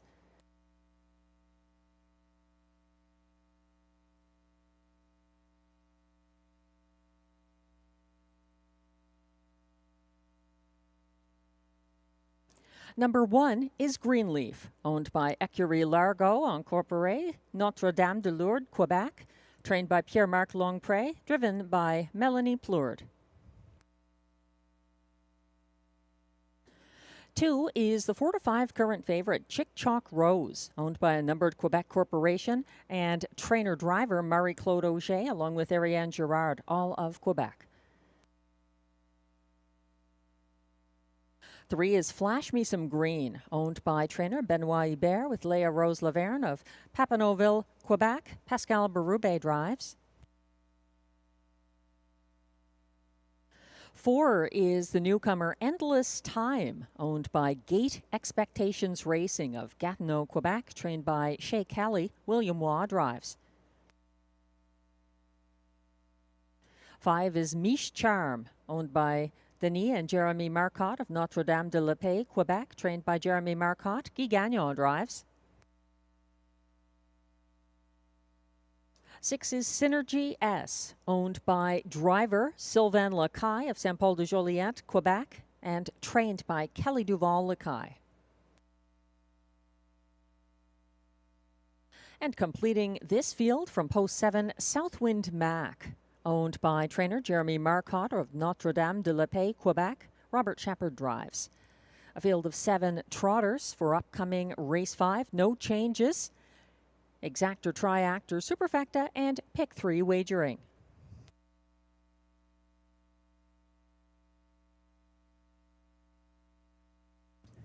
This is a competitive field, and Glenn's top selection is the public choice right now at odds of 4-5. Number 2, Chick Chalk Rose, pocketed up behind early leader Wish Should Tell Me last Wednesday and got caught in 4th as Kinder Kahina held steady first over along the backstretch.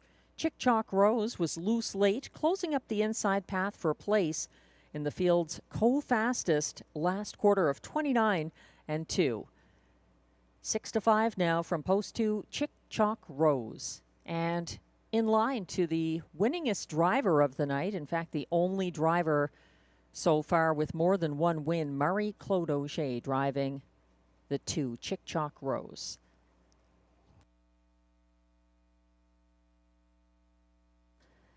Number 7, Southwind Mac, hunted down leader Wish You'd Tell Me past the opening quarter last Wednesday and quickly opened up on the front end. He easily held off closers and remains undefeated for the returning Robert Shepard, for whom he took his 157-1 lifetime mark here on September 24th.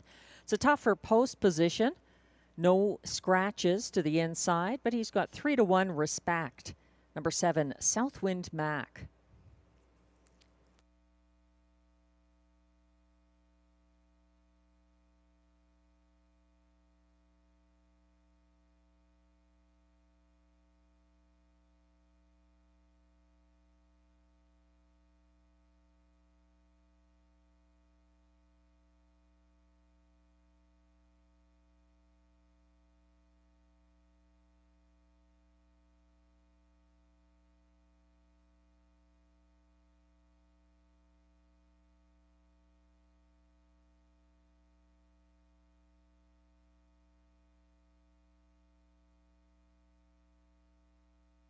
The starter has called the field for race 5.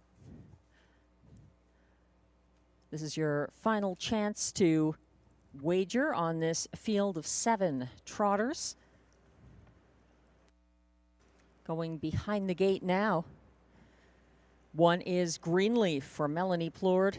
2, Chick Chalk Rose, Marie-Claude Auger driving, the 4-5 favorite. 3, Flash Me Some Green, Pascal Berube already on the gate. 4 is Endless Time for William Waugh. 5, Miche Charm for Guy Gagnon. 6, Synergy S, Sylvain Lacaille. And 7, Southwind Mac for Robert Shepard. They're on the turn.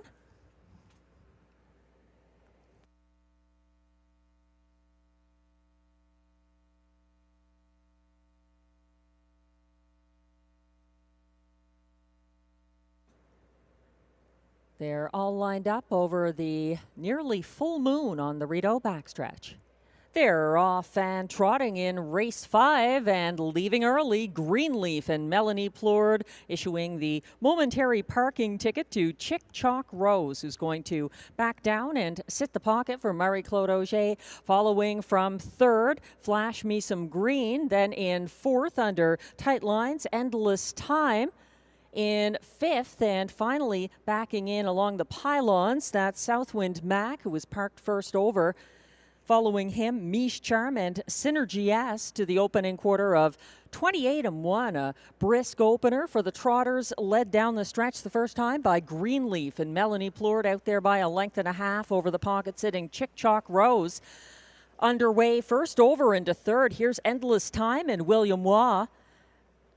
Shuffled back to 5th along the cones. Flash Me Some Green as Southwind Mac advances 2nd over into 4th, following the cover of Endless Time to the half.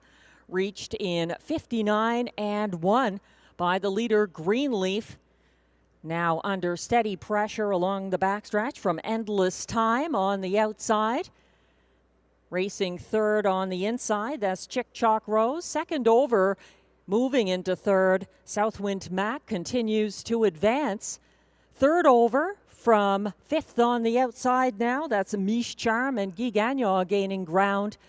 Behind them, racing 6th along the pylons, Flash Me Some Green, and trailing the field far back is Synergy S. 127-4 at 3/4, and still leading the charge, it's Greenleaf turning for home. Greenleaf fighting off the first overbid of Endless Time. And here comes the late speed of Chick Chalk Rose up the inside path. Chick Chalk Rose surging for Marie-Claude Auger to get a win by a couple of lengths over Flash Me Some Green. It looked like Greenleaf may have held off Endless Time for show. 157-3.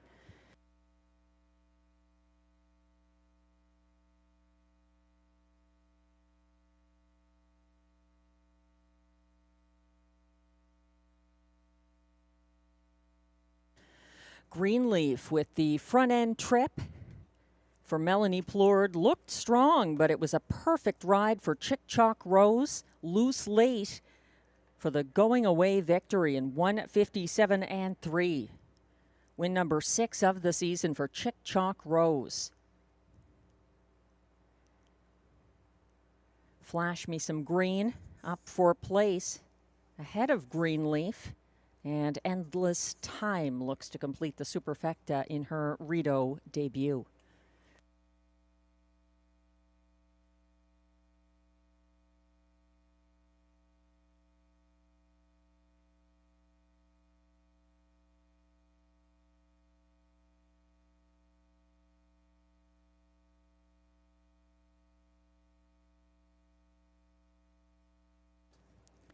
The unofficial top 4 finishers are now posted for race 5. 4 to 5 favorite, number 2, Chick Chalk Rose. Gets Marie-Claude Auger, her 3rd driving win of the card, and in this case, it's a training and owning win as well. 3, Flash Me Some Green, closed for place, ahead of the pace-setting number 1, Greenleaf, holding on for show, ahead of 4, Endless Time, a strong debut. 2, 3, 1, 4 in race 5. Please hold all tickets.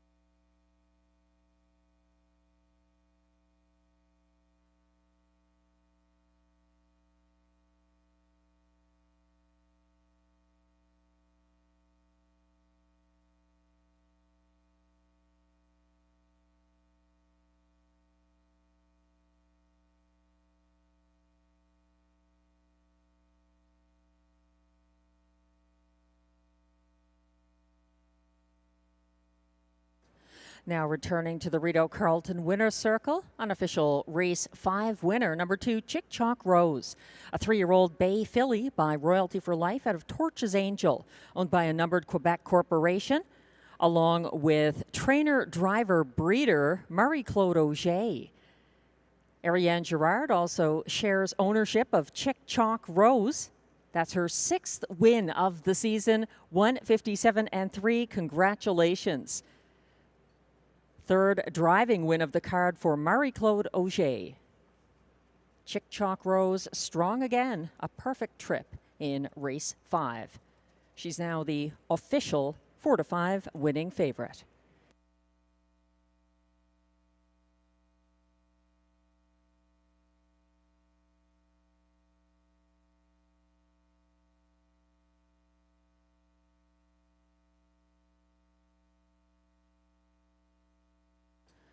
Prices are posted for race 5.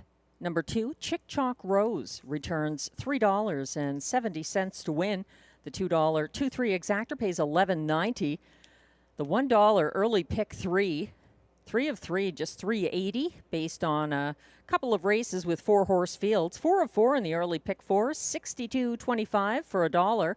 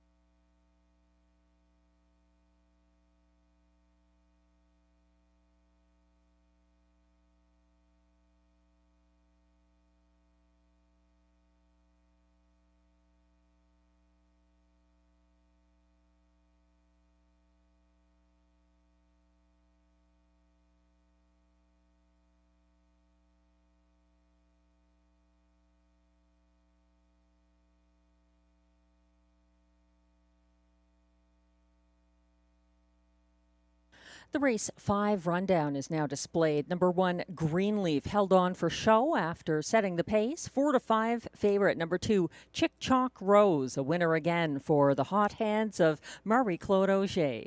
3, Flash Me Some Green, close for place. 4, Endless Time, a strong first over effort in her Rideau debut to finish 4th. 5, Miche Charm was 6th. 6, Synergy S dropped back around 3/4 to finish 7th. And 7, Southwind Mac was 5th. From the top down, your program should read 3, 1, 2, 4, 6, 7, 5.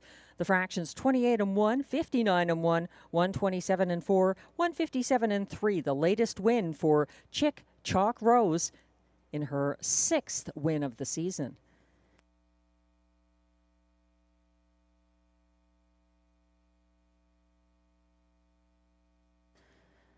Race 6 has arrived with Exactor, Triactor, Super High 5, and the much-awaited Pick 5 carryover. $2,557.74 in the pool, carried over from Sunday.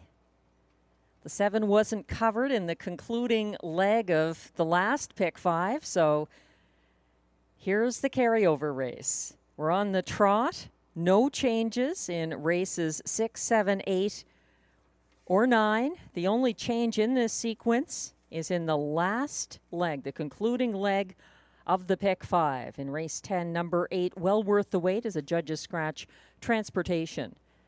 My spot plays in this race. My best bet just didn't fire in race 3. Manhattan Joe, Glenn's top pick as well, just not a part of the action tonight. My spot play might fare a little better here. 5-2 right now from post 2. JM Stella for Sylvain Lacaille and Kelly Duval Lacaille. She's been really good at this track this season. 5 wins and a lifetime mark taken at Rideau Carleton as well for number 2, JM Stella. 5-2 at the moment. The current favorite is the 3, Never Mind. He is in pursuit of his 6th consecutive victory for Mandy Archer and Guy Gagnon. Robert Shepard with one of those driving wins, actually, on September 24th. The rest are all for Guy Gagnon. So he is the 3-5 favorite at the moment. Number 3, Never Mind.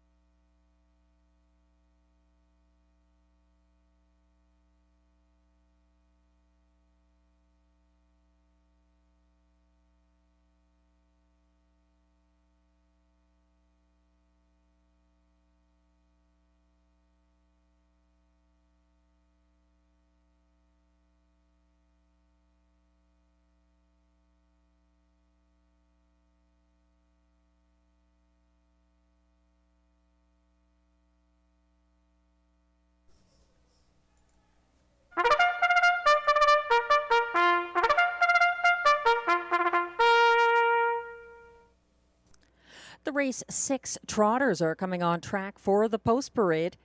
They're non-winners of $50,000 lifetime. Allowances for fillies and mares also eligible. Non-winners of $6,000 in their last 5 starts and $12,000 claimers. They race for a purse of $7,800.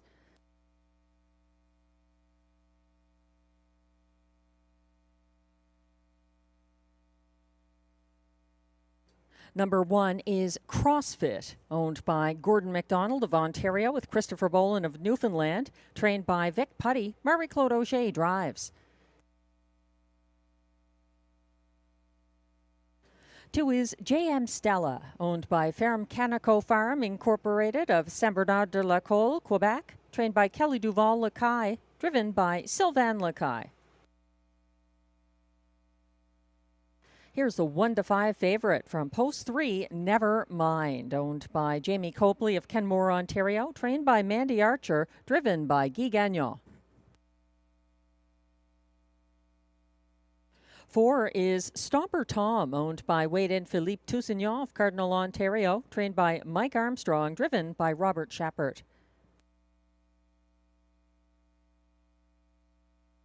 5 is Cadillac, owned by Michel Grenier of Gatineau, Quebec, trained by Alain Martin, driven by Melanie Plourde.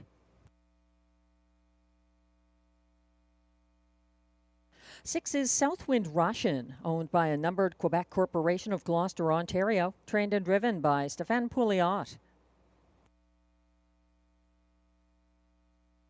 And completing this field from post 7, Mask of Zorro, owned by trainer Benoit Hébert of Papineauville, Quebec, with Eric Lafleur of L'Ange Gardienne, Quebec. Pascal Berube drives. That's your field of 7 trotters in upcoming race 6, exact or triactor, super high 5, and importantly, pick 5, with that pick 5 carryover of $2,557.74. It kicks off here.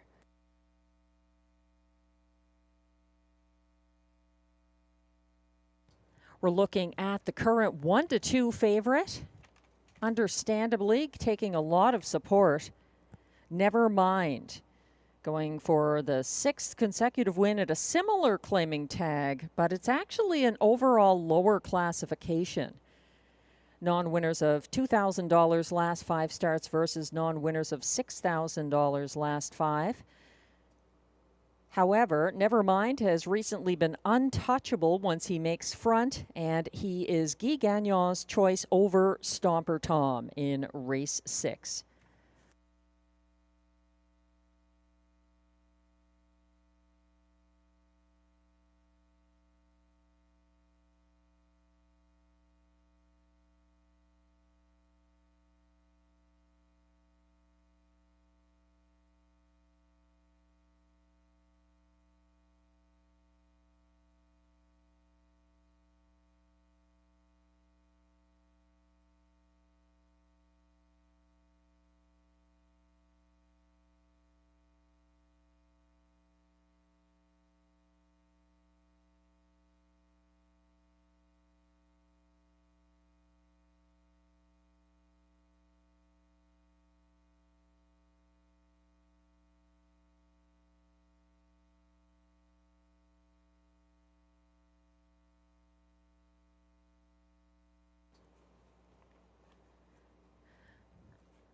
Number 6, Southwind Russian, is such a paradox.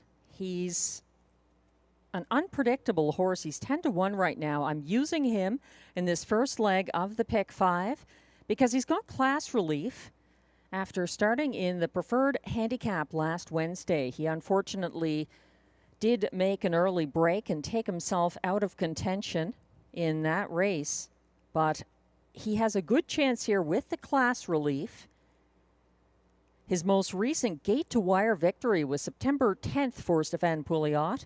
That was in Southwind Russian's previous start before a class hike to the current level.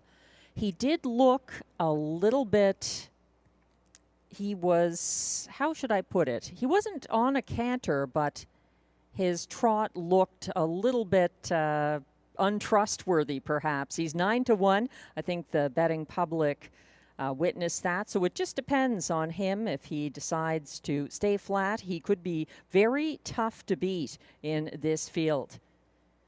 That's the 6, Southwind Russian.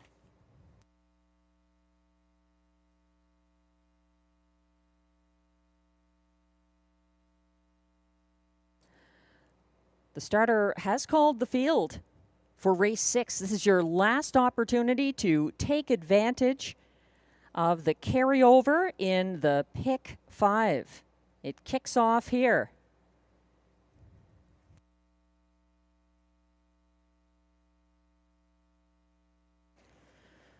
The trotters are lining up now. Number 1, CrossFit, lagging behind for driver Marie-Claude Auger. 2 is JM Stella for Sylvain Lacaille. 3, Nevermind, the 3 to 5 current favorite for Guy Gagnon. 4 is Stomper Tom for Robert Shepard. 5, Cadillac, Melanie Plourde. 6, Southwind Russian, Stéphane Pouliot. And on the outside, 7, Mask of Zorro for Pascal Berube. They're on the backstretch. On the run, Stomper Tom gapping. The rest are approaching the start. They're off and trotting. A good start for all except the still off stride Stomper Tom far back. On the early lead, JM Stella and Sylvain Lacaille. And here comes Southwind Russian to circle to the front on the run and taken wide. Nevermind. Nevermind, the favorite, is dropping back as Southwind Russian claims the lead, and JM Stella sits the loose pocket to the opening quarter. It's suddenly a whole different complexion here. 27-1 to the opening quarter for the freewheeling Southwind Russian, now leading by 5 open lengths for Stéphane Pouliot over the pocket sitting. Loosely defined pocket sitting. JM Stella second. In third, it's CrossFit. In fourth, that's Cadillac, following from fifth, Mask of Zorro. Back on the trot, but second last, Nevermind in this strung out field. And Stomper Tom trails. The freewheeling leader, Southwind Russian, got to the half all alone in 55-2. He's out there in command by a good 10 lengths along the backstretch, following from second, JM Stella. From third, now moving first over, CrossFit. And following that cover, second over from fourth along the backstretch, Cadillac. Racing fifth on the inside, that's Mask of Zorro. Far back, the remaining pair, the early breakers, Nevermind and Stomper Tom. 124-1 at 3/4, and it's his race to win. Southwind Russian, very focused tonight. And Stéphane Pouliot closing in on his second driving win of the night. Moving up the inside path late, that's Cadillac up for place ahead of CrossFit, JM Stella, and Mask of Zorro, 155-1.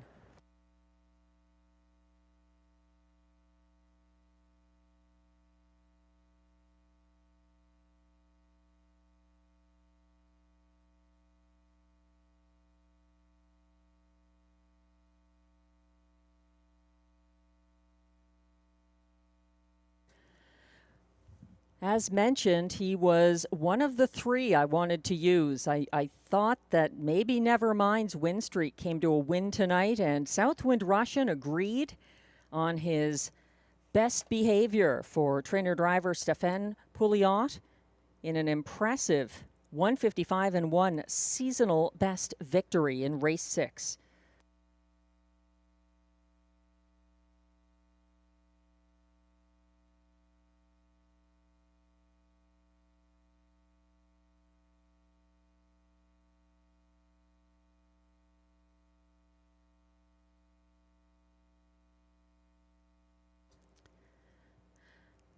The unofficial top 5 order of finish is now displayed for race 6. The 8-1 winner, number 6, Southwind Russian for Stéphane Pouliot. Over the fast closing 5, Cadillac second. 1, CrossFit third. 2, JM Stella was fourth. And completing the high 5 at odds of 30-1, number 7, Mask of Zorro. 65127 in race 6 unofficially. Please hold all tickets.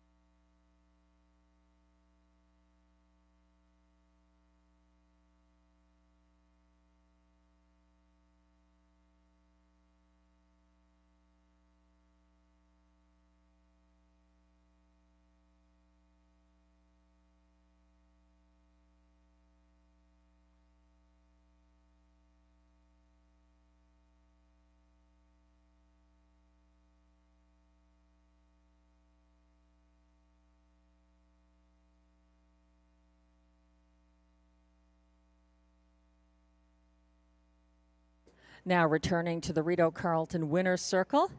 Unofficial Race 6 winner, number 6, Southwind Russian. A 5-year-old brown gelding by Tactical Landing out of Raising Roxanne, owned by a numbered Quebec Corporation of Gloucester, Ontario. Bred by Southwind Farms, LLC of Pennington, New Jersey. Trained and driven to victory by Stéphane Pouliot. That's win number 4 of the year in a seasonal best, 155-1, Southwind Russian.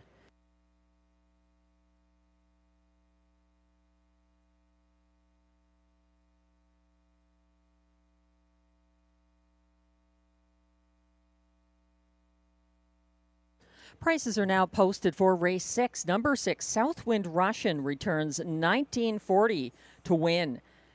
The $2.65 exactor, $573.60. $636.90 if you had the $1 triactor, $651.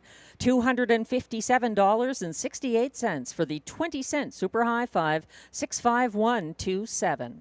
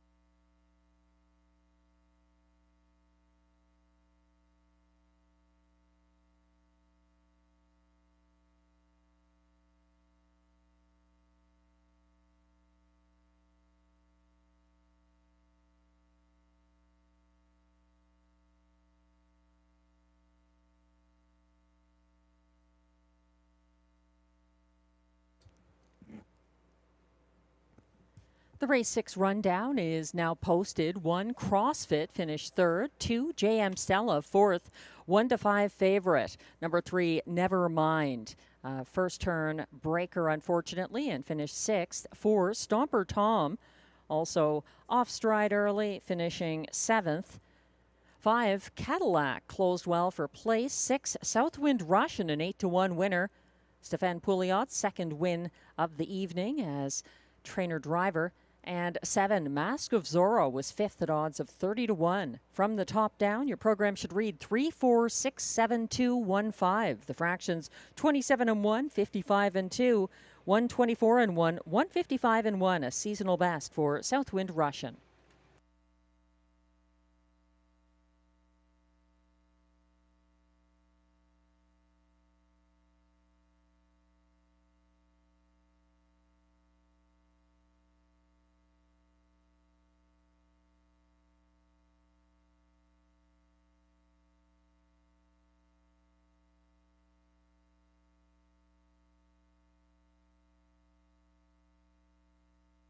Well, that's an exciting start to the pick 5. Way to go to the individuals who had Southwind Russian there, like Jonathan W. with that nice win ticket on Southwind Russian. Good for you. Hope you had him in the opening leg of the pick 5 as well. Race 7 is coming up next on the pace with exactor, triactor, superfecta, and late pick 4 wagering. Glenn looking to number 6, Fancy Lettering for Mike Healy. And trainer John McMillan here, 4-time winner this season, with her fastest win of 154 flat right here at Rideau Carleton. I have the 3 on top, Putty Cat for Marie-Claude Auger and trainer Luc Loyer. She was a strong second, I mean really strong second, October 1st against Tamara Hanover, who isn't in this field. And September 24th, Putty Cat also second to Tamara Hanover, who doesn't join us this evening. I think Putty Cat might be able to get that breakthrough win. She's 3-1 right now. She's Glenn's second choice in upcoming race 7. I have the 4 Beach Journey, the current favorite of 7-5 odds. Second in my ticket. She's third in Glenn's ticket. The likely pace setter is Guy Gagnon's first trainee of the night. And as mentioned, he is 2 training wins away from his 2,000th career training victory. So Beach Journey could be the one to get him there. She's a 6-time winner this season. I'm using the 2 Latte Sealster in the show spot. That's where Glenn has Beach Journey. And then he has the 1 Fireshine to complete the superfecta. I'm going to the 5 My Midnight Lover for Robert Shepard and Eric Lafleur, the 3-year-old filly. I liked her when she came to Rideau Carleton, and she went away for a while, got a couple of wins, and now she's back again.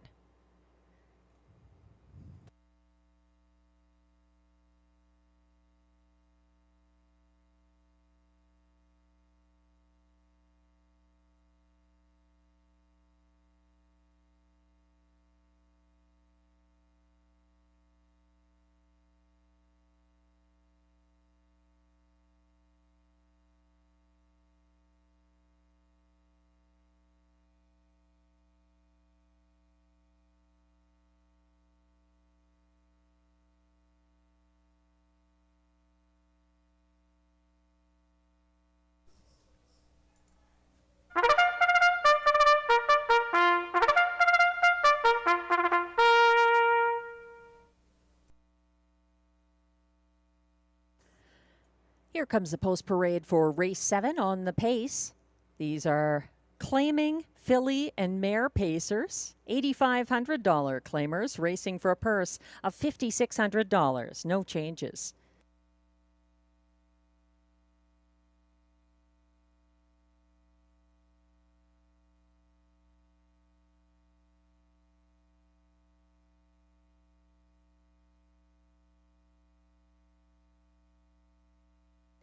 Leading the post parade, number 1 is Fireshine, owned and trained by Gerard Vaillancourt of Kemptville, Ontario. William Waugh drives.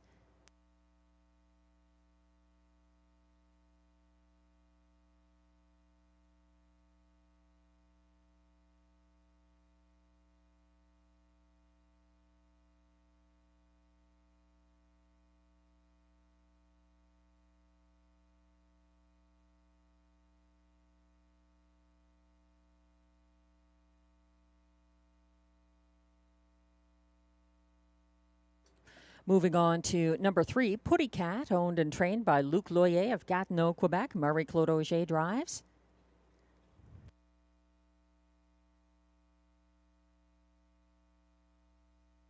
Number 2, Latte Sealster, will be late for post parade due to needing a new sulky or a sulky change in the paddock on the 2 Latte Sealster.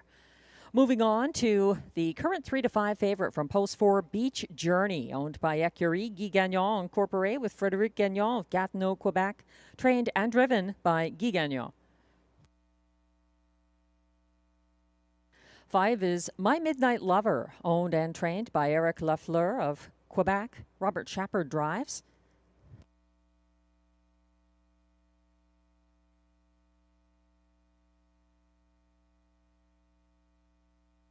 Here's the 2, Latte Sealster, owned and trained by Melanie Plourde of Gloucester, Ontario. Stéphane Pouliot drives.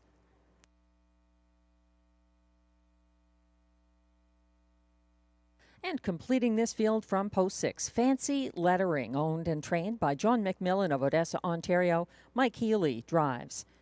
That's your field of 6 $8,500 pacing mares and fillies. There's Exactor, Triactor, Superfecta, and Late Pick 4 wagering available on race 7. Good luck with your selections. We're zooming in on Beach Journey, the front-end loving favorite. 4 to 5 right now. Showed 2 moves in her most recent start. Last Wednesday, parking Latte Sealster to a 26-3 opening quarter. Fastest of the night. Beach Journey reclaimed the lead in front of the grandstand and led to the top of the stretch before losing ground late. Guy Gagnon in search of another training win to carry him within 1 of career training win 2000. My top pick here is number 3, Putty Cat, who came 3rd over from last at the half Wednesday and had a 4-wide move that carried her to the outside of the 3 to 5 favorite Tamara Hanover on the final turn. Putty Cat chased Tamara Hanover gamely to the wire for place, closing in the field's fastest last quarter of 29 seconds flat and running out of racetrack. 2 to 1 on the 3, Putty Cat.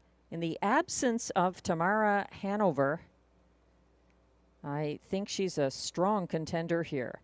Another I'd watch is the 2, Latte Sealster, currently 7 to 1. She put up a brave early fight last Wednesday against the front-end loving Beach Journey. She had a bridle change last week. Latte Sealster going blind bridle to blinkers that race. She was 3 high leaving against Beach Journey and Dial Me Up, and led to the fastest opening quarter of the card, 26-3. She pocketed up past that point and was caught behind the tiring pace setter in the stretch. She had 4 wins earlier this season for previous connections at Hippodrome 3R. Now based at Rideau Carleton, number 2, Latte Sealster. The starter has called the field for race 7. This is your last opportunity tonight to play the pick 4 at Rideau Carleton. If you didn't happen to have Southwind Russian, race 7 could taste like redemption.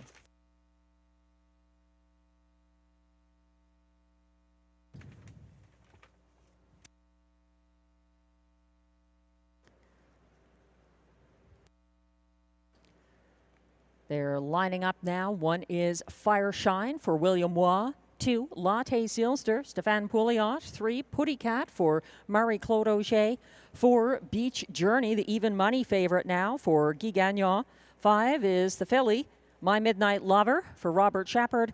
And on the outside, 6, Fancy Lettering and driver Mike Healy. They're gradually getting in place behind the gate on the turn.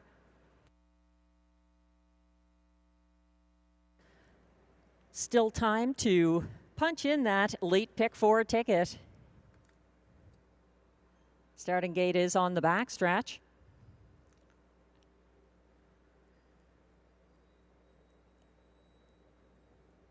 Quickly approaching the start.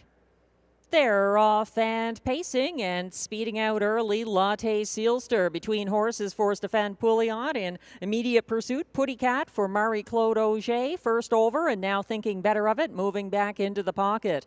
Advancing into 3rd early, Fancy Lettering for Mike Healy.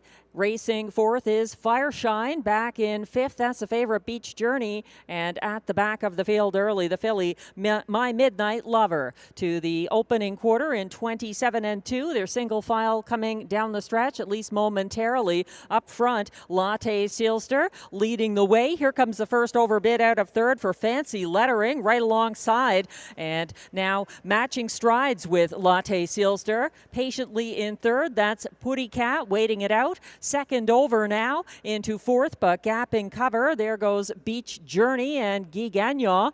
And following them along the cones in 5th at the half, Fireshine. Further back, it's still My Midnight Lover.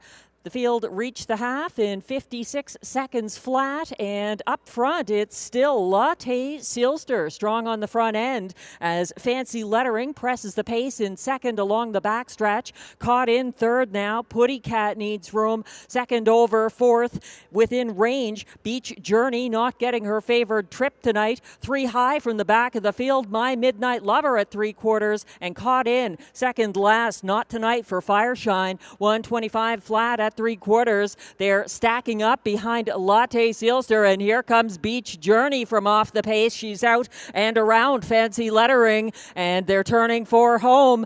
Still wider, the filly My Midnight Lover is gaining ground late. My Midnight Lover pressing the pace as Beach Journey reaches for the wire and gets it by a head over My Midnight Lover. Fireshine and tight among the rest for fourth, 154 and 4.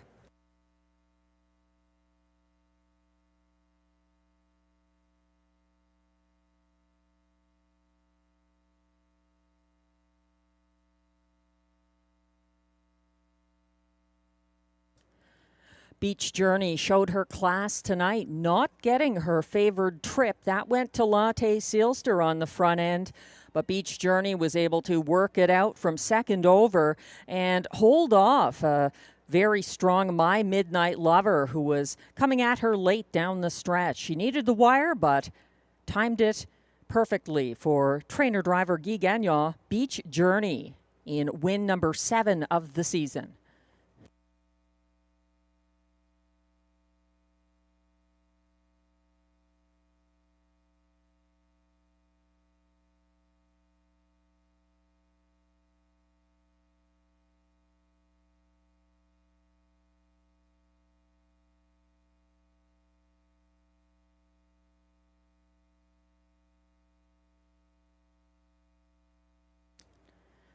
Unofficial top 4 finishers are now posted for race 7.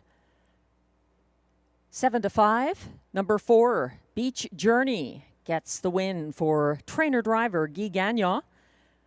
Now just 1 victory away from his 2,000th career training win. Charging late for place, 5, My Midnight Lover, 1, Fireshine. A late move for show at odds of 19-1. And the pace setter, number 2, Lotte Seelster, held on to finish 4th. 4-5-1-2 in race 7 unofficially. Please hold all tickets.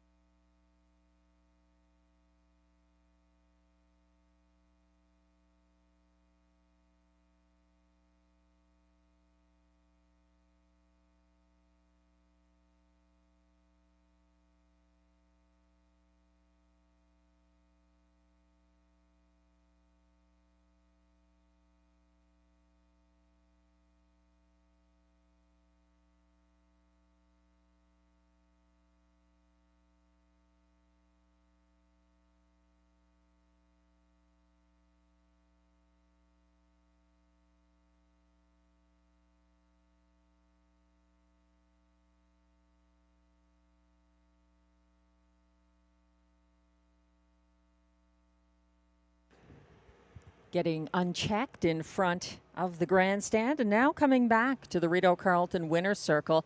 Unofficial race 7 winner, number 4, Beach Journey, a 9-year-old bay mare by Net NEOM out of Diva du Jour, owned by Écurie Guy Gagnon Incorporé with Frédéric Gagnon of Gatineau, Quebec. Bred by Nathan Eicher of Spencerville, Indiana. Trained and driven by Guy Gagnon. That's win number 7 of the year for Beach Journey. A game 154 and 4 victory, now official. Guy Gagnon rapidly closing in on career training win number 2,000, just 1 win away. Congratulations, Beach Journey, a well-earned victory in race 7.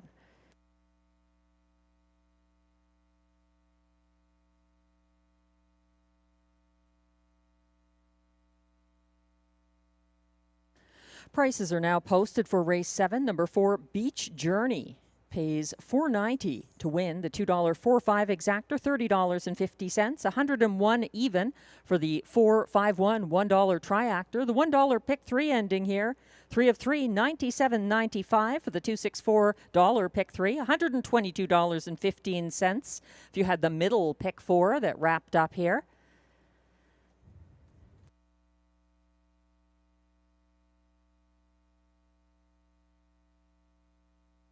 $336.15 for that $1 superfecta, 4-5-1-2.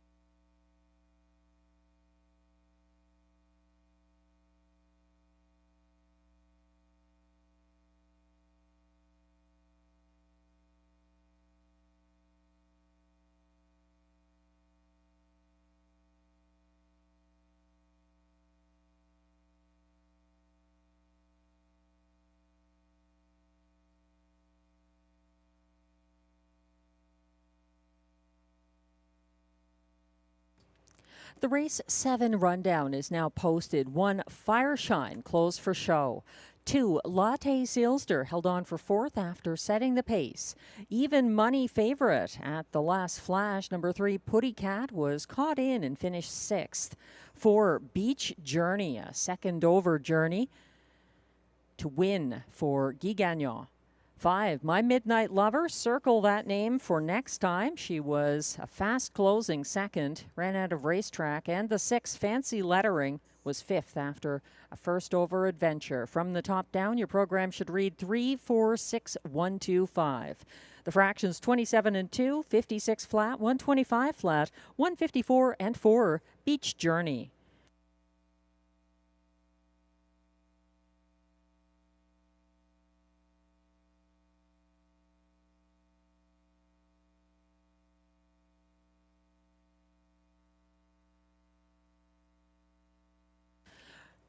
Race 8 is coming up next. Exactor, Triactor, Superfecta, and Pick 3 wagering.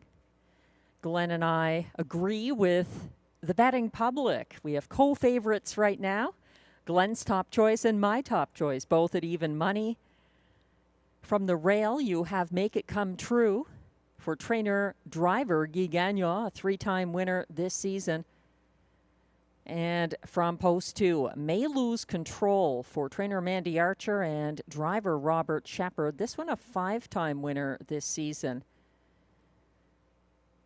So it's interesting to see them with those 2 inside post positions.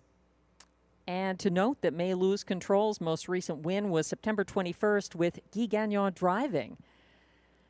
In the Triactor, Glenn goes out to number 7, Midnight Mood, for trainer Jamie Johnson. Catch driver Stéphane Pouliot. This horse has been so sharp recently. I'm using him 4th, though. The post position is detrimental. He's 99 to 1, I guess, which reflects that in spite of the sized performances relative to his odds. He was third at almost 35 to 1, October 1st. I'm going to number 5, Agricola, in the show spot, and Glenn is wrapping up his superfecta with the free-legged 4, Mickey Makes Some Speed, now racing for Mandy Archer with Marie-Claude Auger driving. As mentioned, no changes in race 8, exactor, triactor, superfecta, and late pick 3 wagering. My second choices have been doing really well tonight. So using that metric, you might want to stick with Glenn's selection here. The 1, Make It Come True, and Guy Gagnon, wired from post 5, September 28th at a similar classification, narrowly holding off the beaten 3-5 favorite that race, May Lose Control, in a battle to the wire. The current even money favorite is the 2, May Lose Control. Robert Shepard's choice here over Midnight Mood and Mickey Makes Some Speed. May Lose Control getting some post relief on the quick turnaround. He settled single file 4th on the first turn Sunday, following the cover of Mandy Archer stablemate Better at High Tide, and continuing on uncovered to 3/4. He challenged the leader, Lady for Dollar, and pressed the pace around the final turn before getting swarmed by closers in deep stretch. It was a good effort for the 2, May Lose Control.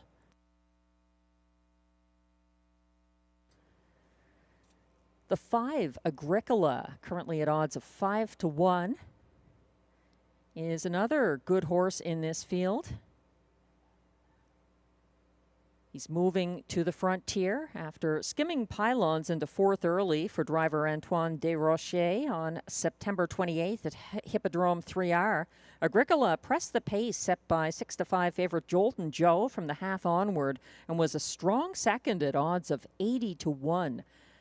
Agricola had 2 front-end wins this August at Hippodrome 3R for returning driver Pascal Berube. The 1 catch, he's up in class. From post 5 in race 8, Agricola. The Pacers are coming on track now for the post parade.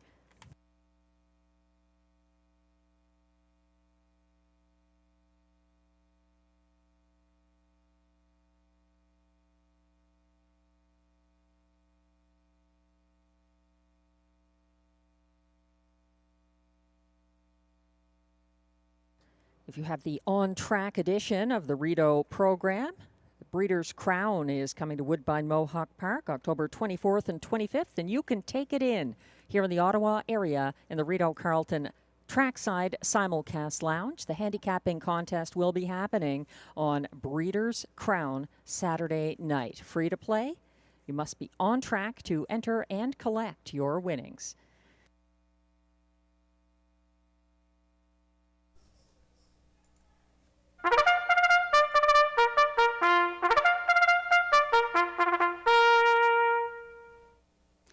Here come the Race 8 Pacers for the post parade. $8,500 claimers competing for a purse of $5,600.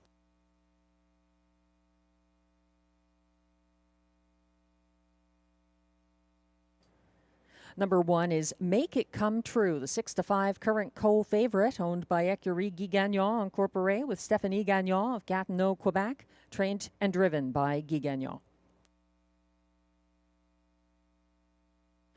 Number 2 is the 6-5 co-favorite, May Lose Control, owned by Jamie Copley of Kenmore with Kimberly Eaton of Brockville, Ontario, trained by Mandy Archer. Robert Shepard drives. 3 is Shadow Dave, owned by Anne Lemarand of Gatineau, Quebec, trained and driven by Mike Healy. 4 is Mickey Makes Some Speed, the free-legged pacer owned by Jamie Copley of Kenmore and Kimberly Eaton of Brockville, Ontario, with Wayne Hutt of Morrisburg, Ontario, trained by Mandy Archer. Marie-Claude Auger drives. 5 is Agricola, owned by trainer Marc-André Simoneau of Trois-Rivières, Quebec. Pascal Berube is in the bike. 6 is Better Hold On Tight, owned and trained by Luc Loyer of Gatineau, Quebec. Sylvain Lacaille drives. And 7 is Midnight Mood, owned by trainer Jamie Johnson with Sonia Johnson, both of Edwards, Ontario. Stéphane Pouliot drives. That's your field of 7 pacers. No changes in upcoming race 8, which features exactor, triactor, superfecta, and late pick 3 wagering. The only change in the late pick 3 sequence is a scratch of the 8, well worth the wait, from race 10. We're looking at the 6 to 5 public choice, and my top choice here, number 2, May Lose Control. The 5-year-old gelded son of Control the Moment, a 5-time winner this season. And he took a new lifetime mark this year of 153 flat racing here at Rideau Carleton. May Lose Control's most recent win, as I mentioned, was for Guy Gagnon. That's the only drawback here. Robert Shepard in search of his first driving win of the night, but this could be it. If you're looking to driver selection as a handicapping tool, it's often a good place to look. And Robert Shepard chose the 2 May Lose Control over Midnight Mood and Mickey Makes Some Speed in upcoming race 8.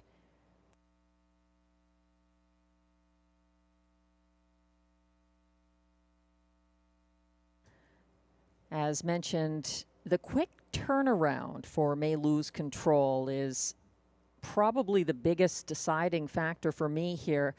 He showed that he has really good current form on Sunday, but he just didn't get the perfect trip there, and he also had a tough post position to work with. May Lose Control had post 7. He held on for 4th. He was on the outside much of the mile.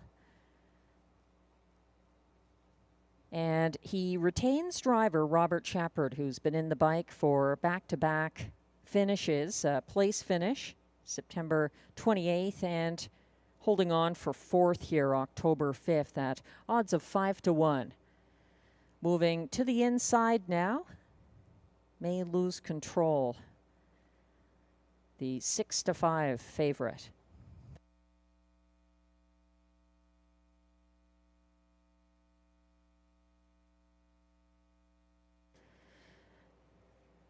As mentioned, the 7 Midnight Mood is a horse I would include in the superfecta at the very least, maybe even the triactor. He had a first over trip from post 7 for Robert Shepard last Wednesday at odds of 34 to 1, pursuing the 1 to 2 beaten favorite and pace setter, Mickey Makes Some Speed. Both of them got stung in deep stretch by Surratt Hanover. Midnight Mood, though, a winner just 3 starts back at the $8,500 Rideau classification on September 17th. A winner by a nose over Better at High Tide. That was with Robert Shepard driving. Robert Shepard now aboard the 6 to 5 favorite, number 2, May Lose Control.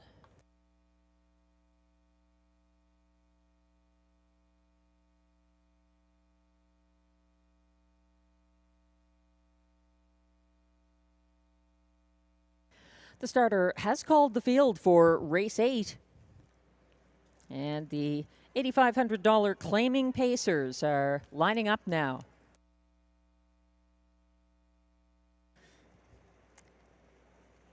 Number 1 is Make It Come True for Guy Gagnon.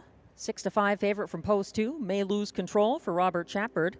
3 is Shadow Dave for Mike Healy. 4, Mickey Makes Some Speed, Marie-Claude Auger. 5, Agricola, Pascal Berube. 6, Better Hold On Tight, Sylvain Lacaille. And on the outside, 7, Midnight Mood for Stéphane Pouliot. Starting gate is on the backstretch, and they're all in line.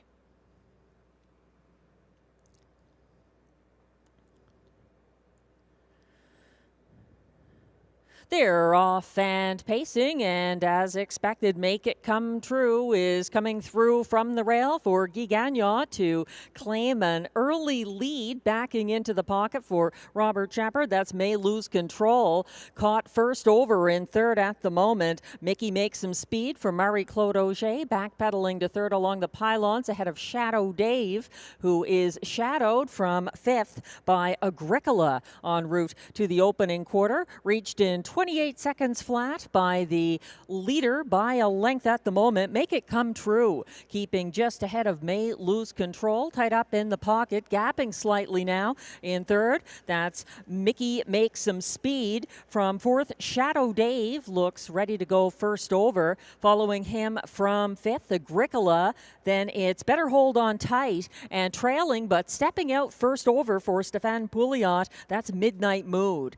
They reached the half in 58 and 1, 30 and 1. A casual second panel there for the leader. Make It Come True, keeping ahead of May Lose Control, yet to be asked. And speaking of asking, here comes a first over bid out of third for Mickey Make Some Speed, and Marie-Claude Auger gapping now in fourth along the pylon. Shadow Dave second over into fifth outside. Agricola third over from second last. Midnight Mood, and trailing, caught in Better Hold On Tight. They reached three quarters in 1:26 and 3. And up front, it is Mickey Make Some Speed, taking it to Make It Come True. The pace setter looking for room up the inside late. May Lose Control is pouring it on, closing wide. Shadow Dave, but May Lose Control steals it for Robert Shepard over Make It Come True. Shadow Dave, and it may have been Better Hold On Tight up for fourth in 1:55 and 2.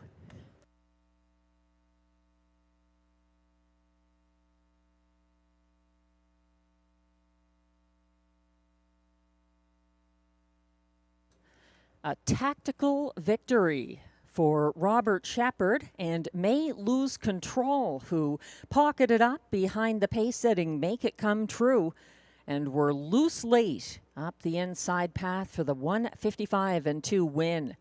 Make It Come True holding on for place. Got quite tight there. It looks like Shadow Dave ahead of Better Hold On Tight, finishing third and fourth.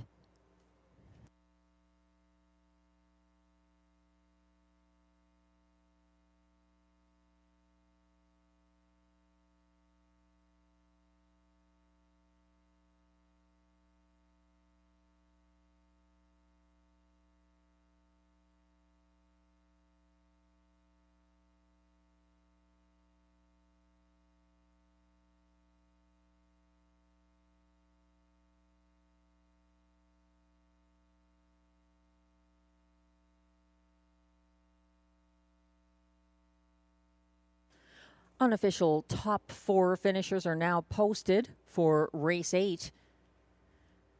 3 to 5 winning favorite. Number 2, May Lose Control, gives Robert Shepard his first driving win of the card. The pace setter number 1, Make It Come True, held on for place. Closing for show at odds of 35 to 1. Number 3, Shadow Dave, a late speed specialist. And it was actually the 4, Mickey Make Some Speed, edging out the 6 to complete the superfecta. 2, 1, 3, 4 in race 8 unofficially. Please hold all tickets.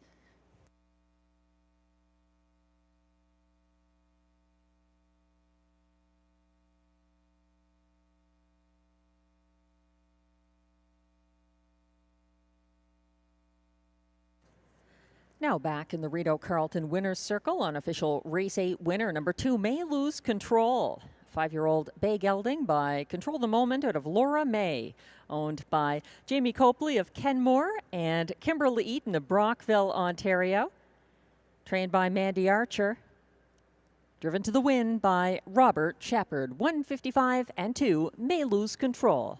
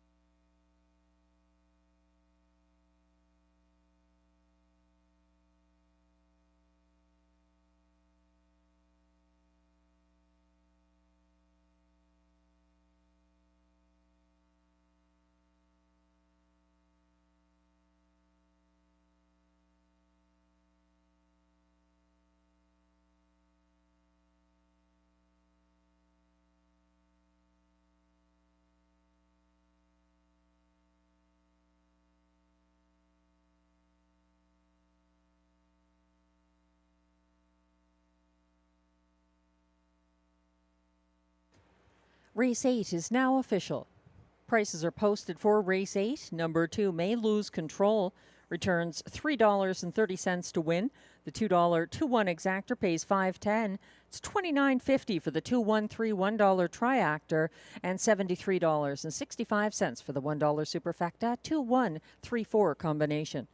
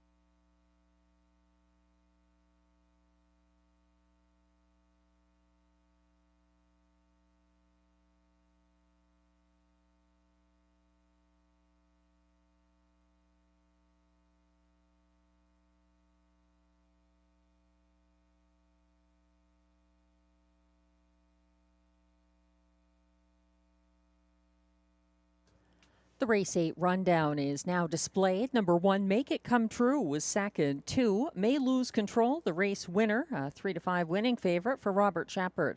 3, Shadow Dave closed for show at 35-1. 4, Mickey Makes Some Speed finished 4th. 5, Agricola was 6th. 6, Better Hold On Tight, 5th. And 7, Midnight Mood, 7th.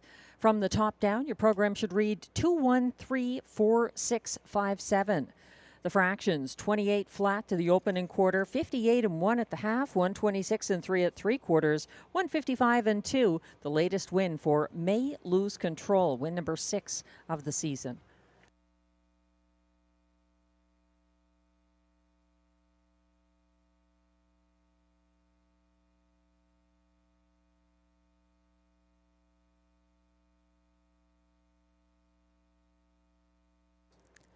Race 9 is coming up next. This one on the pace, offering exactor, triactor, superfecta, and late daily double wagering. No changes in Race 9. Glenn Pearson going to the 4. No sport pun intended for trainer Mike Armstrong and driver Robert Shepard, currently at odds of 2-5. I'm using him as well, but leaning towards the 3, currently at odds of 4-1, Jolton Joe for Marc-Andre Simino and Pascal Berube, a 7-time winner this season. This horse knows his way to the winner's circle. And putting it into perspective, no one else in this field has more than 3 2025 wins. So Jolton Joe looks good from that angle. Glenn has him 3rd in the ticket, behind Monty's Gone Marble in the place spot. And no sport pun intended on top of the ticket. He completes the superfecta with the 1, Love My Rockin' Bird, with rail advantage for trainer Vic Putty, driver Marie-Claude Auger. I'm using Jolton Joe over no sport pun intended. The 6, Curious Cortez, recent winner here, September 28th for Guy Gagnon, back in the bike for the gelding trained by Pierre-Marc Longpré, a 2-time winner this season. And then I have Love My Rockin' Bird further down the ticket. He's 6-5 right now, getting some attention from the rail. Love My Rockin' Bird, 3-5 favorite as I speak.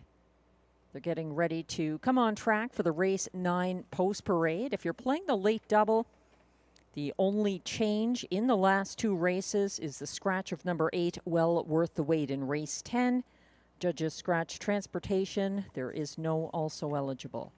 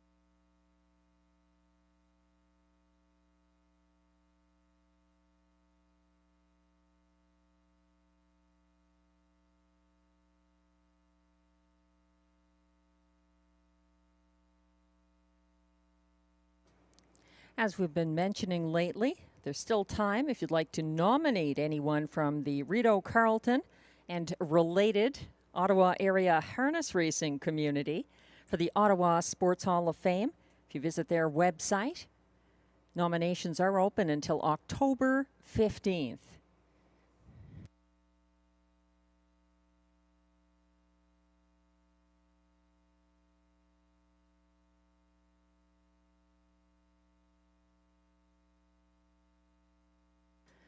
Pacers are coming on track for the race 9 post parade.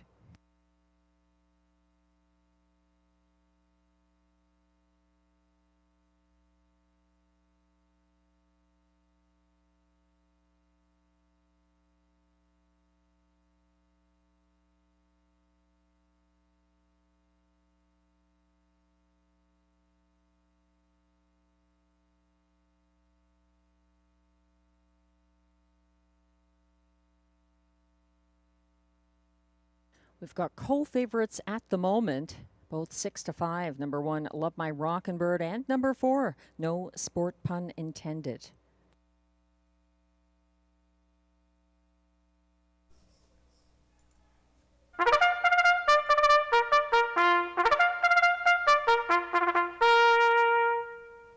Here comes the race 9 post parade. These pacers are known winners of $725 per start in their last 10, or in 2025, the purse $7,000. No changes.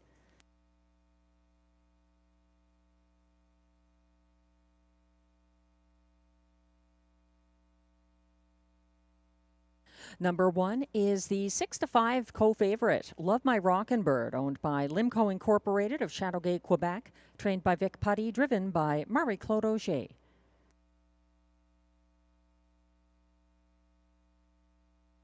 Two is Monty's Gone Marble, owned by Jeff and April Murphy of Iroquois, Ontario, trained by John McMillan. Mike Healy drives.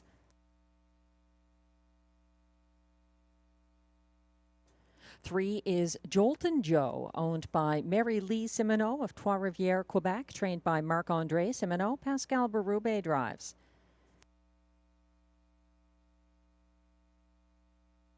4 is the previously 6-5 co-favorite, drifting up now 8-5 on number 4, No Sport Pun Intended, owned by Lee Cullen of Ottawa with Lloyd Howley of Cars, Ontario, trained by Mike Armstrong. Robert Shepard drives.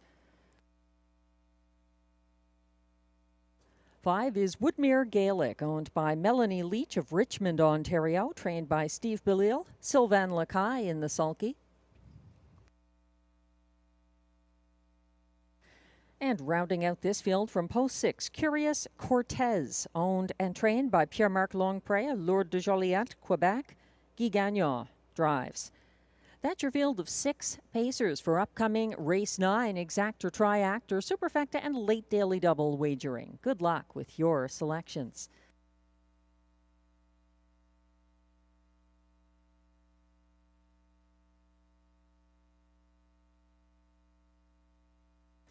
Sometimes there's a driver who cannot be ignored because they're having such a good night. And tonight that driver is Marie-Claude Auger. She's had winners with Winsun Hudson, the first-time winner, Vista Verde, in race 2, with her own Chick Chalk Rose in race 5. And now she's got the favorite here at 8-5 from the rail. Love My Rockin' Bird, a front-end loving horse. He's 8 years old now, the gelded son of Mystery Chase. Had a better season last year with 7 wins. He's a one-time winner this year with 10 place finishes. And he's always liked the front-end trip. He gets significant post relief here. He's been drawing outside posts a lot, which have never really been his favorite. So he's getting lots of respect from that angle. I think a lot of people remember him as a front-end loving kind of a horse.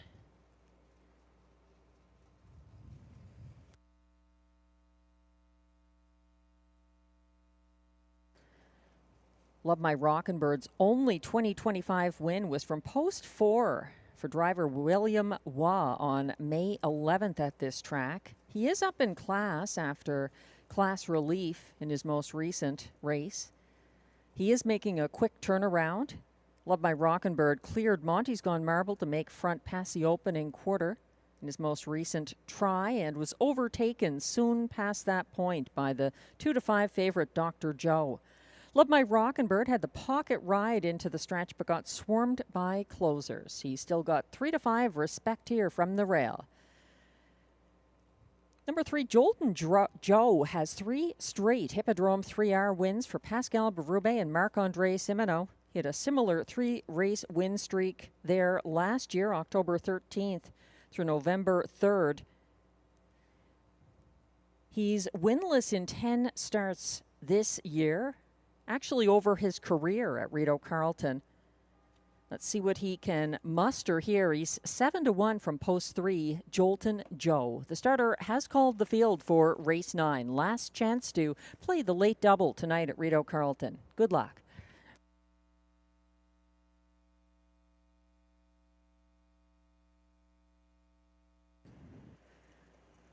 The race 9 pacers are lining up now in front of the grandstand. 1 is Love My Rockin' Bird, the 4-5 favorite from Marie-Claude Auger. 2, Monty's Gone Marble, Mike Healy. 3, Jolton Joe, Pascal Berube.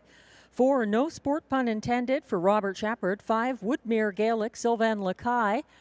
And somewhat wide and now landing in place behind the gate. Number 6, Curious Cortez for Guy Gagnon.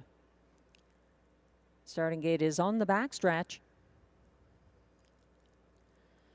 Headed to the start of race 9 and the late double.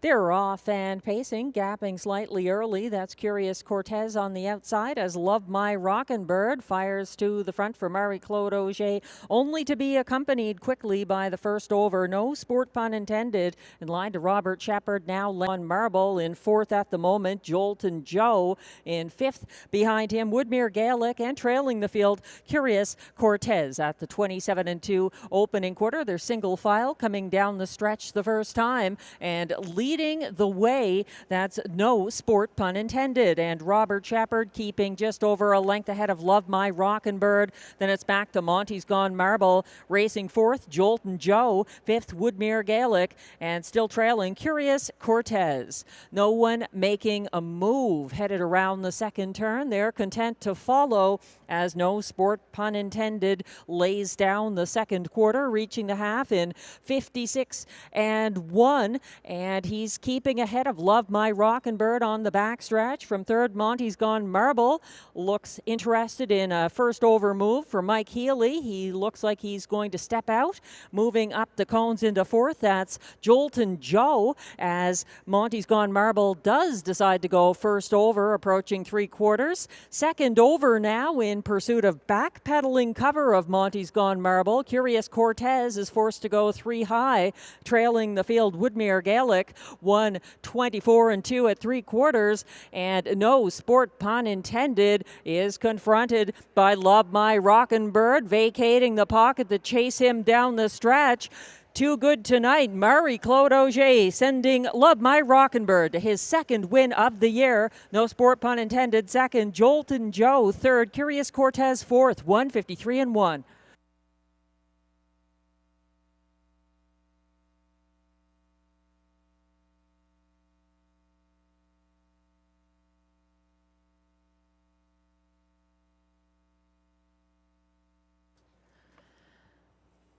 The betting public was proven right once again with their support for Love My Rockin' Bird, a perfect pocket ride for driver Marie-Claude Auger, her fourth driving win of the night. Love My Rockin' Bird able to overtake the game pace setter, no sport pun intended, and stride away at the wire in 1:53 and 1. That's a seasonal best.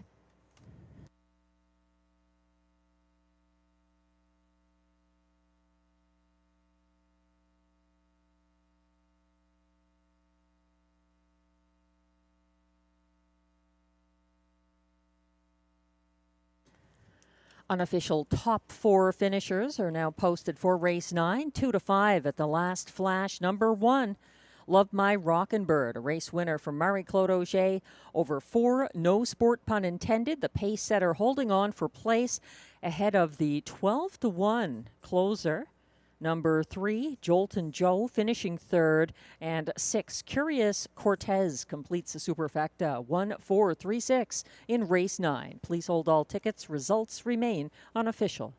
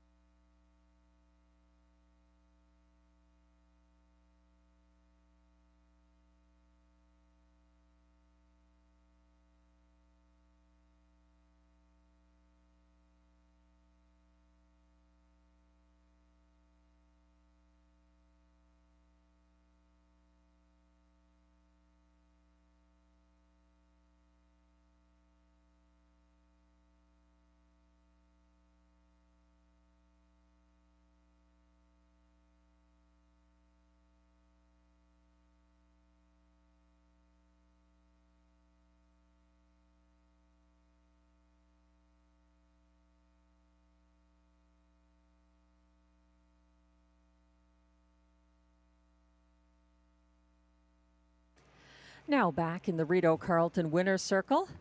It's official race 9 winner, number 1, Love My Rockin' Bird, an 8-year-old bay gelding by Mystery Chase out of Killa Rocking Bird. Owned by Limco Incorporated, Chateauguay, Quebec, bred by James M. Rhodes of High River, Alberta, trained by Vic Putty. Driven to victory once again, Marie-Claude Auger back in the winner's circle. 1:53 and 1 is a seasonal best for Love My Rockin' Bird, his second win of the year. And that's Marie-Claude Auger's fourth driving win tonight. Congratulations to both. And all the connections of Love My Rockin' Bird.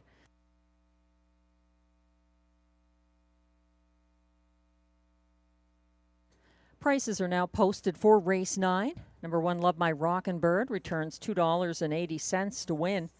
The $2 exactor 1-4 pays $6.10. It's $9.20 for the $1 triactor 1-4-3, and $46.65 for the 1-4-3-6 $1 superfecta.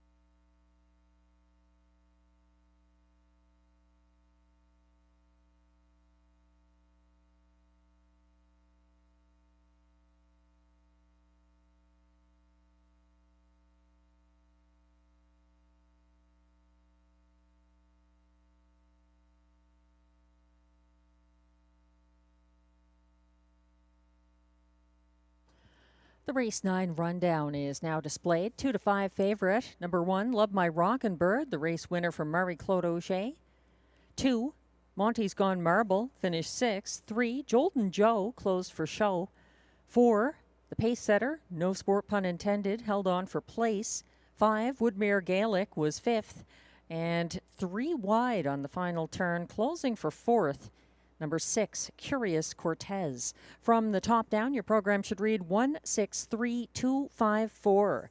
The fractions 27 and 2, 56 and 1, 124 and 2, 153 and 1. Love My Rockin' Bird.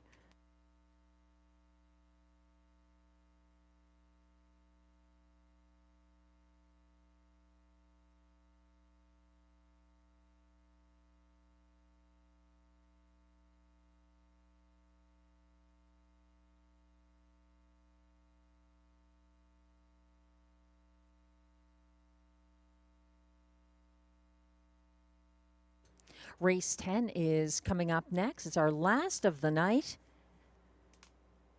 with exactor, triactor, and super high 5 wagering. Scratch down to a field of 7. Number 8, Well Worth the Wait, is a judge's scratch transportation. And opening as the favorite at odds of 2 to 5, number 5, Anna's Wish for Robert Shepard and Mandy Archer. Not a part of Glenn's ticket. He was apparently using Well Worth the Wait somewhere in his high 5 sequence. That's why Glenn has 4 numbers and I have 5 here. I was not using the 8. He was. Glenn has the 3, Dr. Joe, on top of the ticket, counting on Vic Putty and Murray Claude Auger to team up again, as they did with Love My Rockin' Bird in race 9, to take both halves of the late daily double. Glenn going to the 6 Thrilling Times for Karen Kroger and Pascal Berube in the place spot. I'm using that one 5th in my high 5. Glenn has the 7 Smokestack. Guy Gagnon trained and driven in the show spot. Guy Gagnon now 1 training win away from 2,000 across his career. And Glenn has the 1 Time to Dancing, 4th in his ticket. That's my top play this race. Time to Dancing. Over the 4 Perfect Rolo. Back-to-back show finishes. And before that, a couple of wins at this track. The 5 Anna's Wish. 4 to 5 Respect. She is the favorite. I just don't understand the September 24th start. She looked good there. She's got some possible class relief, you could say, as well. There's no Skylar or Howie's man here. But she did backpedal on the backstretch September 24th and then was scratched, a transportation scratch on October 1st. So a little bit hesitant about the favorite, although she does figure in my ticket. I'm using the 7 Smokestack 4th and then the 6 Thrilling Times to complete the high 5.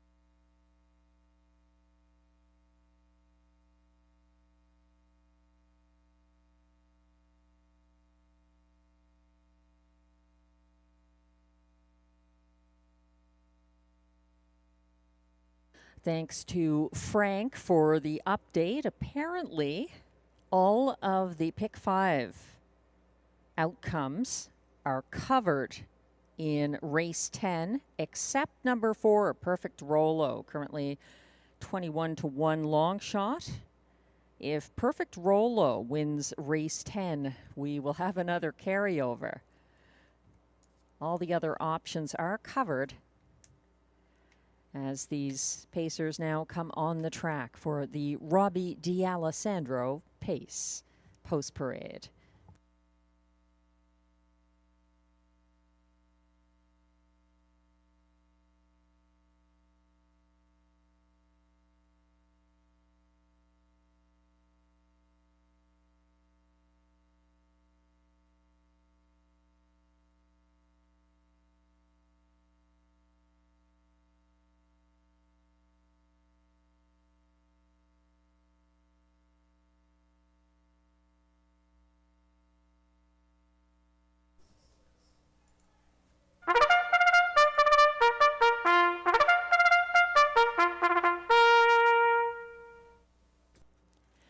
come the race 10 Pacers on Post Parade. They're non-winners of $950 per start in their last 10 or in 2025. Also eligible $15,000 claimers. They race for a purse of $7,500.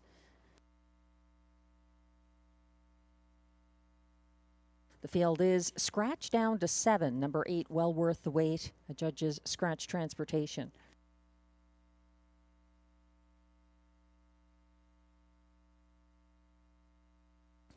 Number 1 is Time to Dancing, owned by a numbered Quebec corporation of Gloucester, Ontario, trained and driven by Stéphane Pouliot. 2 is Mr. John, owned by trainer Alain Fillon of Sherbrooke, Quebec, and driven by William Waugh. 3 is Dr. Joe, owned by Limco Incorporated of Châteauguay, Quebec, trained by Vic Putty, driven by Marie-Claude Auger.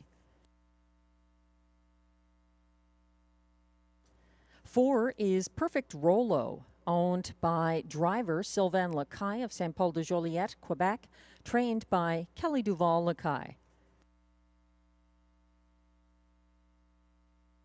5 is the current even money favorite, Anna's Wish, owned by Sylvain Côté of Joliette, Quebec, trained by Mandy Archer, driven by Robert Shepard.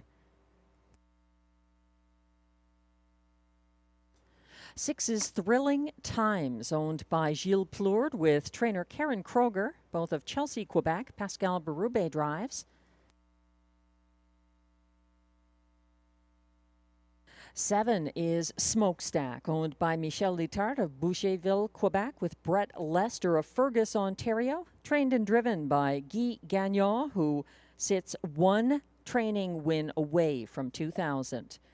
Number 8, well worth the wait, is a judge's scratch transportation. There is no also eligible in race 10.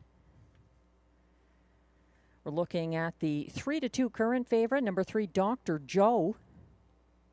Recently a winner for Guy Gagnon, October 5th. Making a quick turnaround, capitalizing on that form, albeit on a class hike, but with the hot driver of the night, Marie-Claude Auger, 4 driving wins. And this horse has 4 2025 victories, the fastest of them 152-2 here at Rideau Carleton, and nearly equaling that mark with the front-end victory October 5th.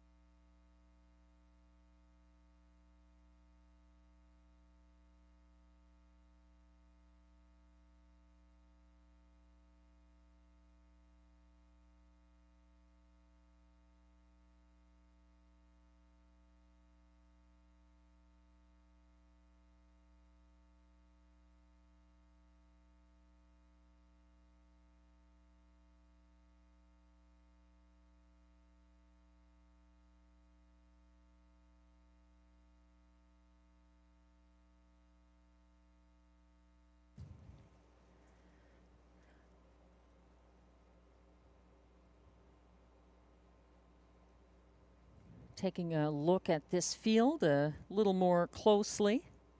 The early money was on the 5, Anna's Wish. She's drifted up now, 9-1.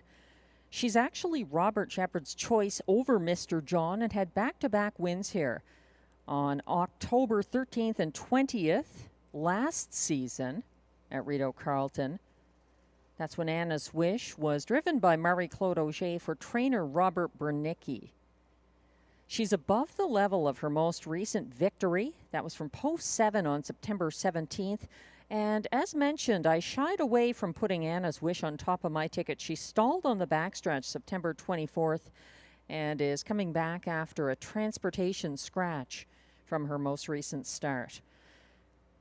Guy Gagnon's number 7, Smokestack, returns to the post in class of Wednesday's 5th place finish. He was first over from 7th, approaching the second turn. 3 wide around, Time to Dancing on the final turn, and edged out Time to Dancing and Cyclone Joe in a late battle for 5th.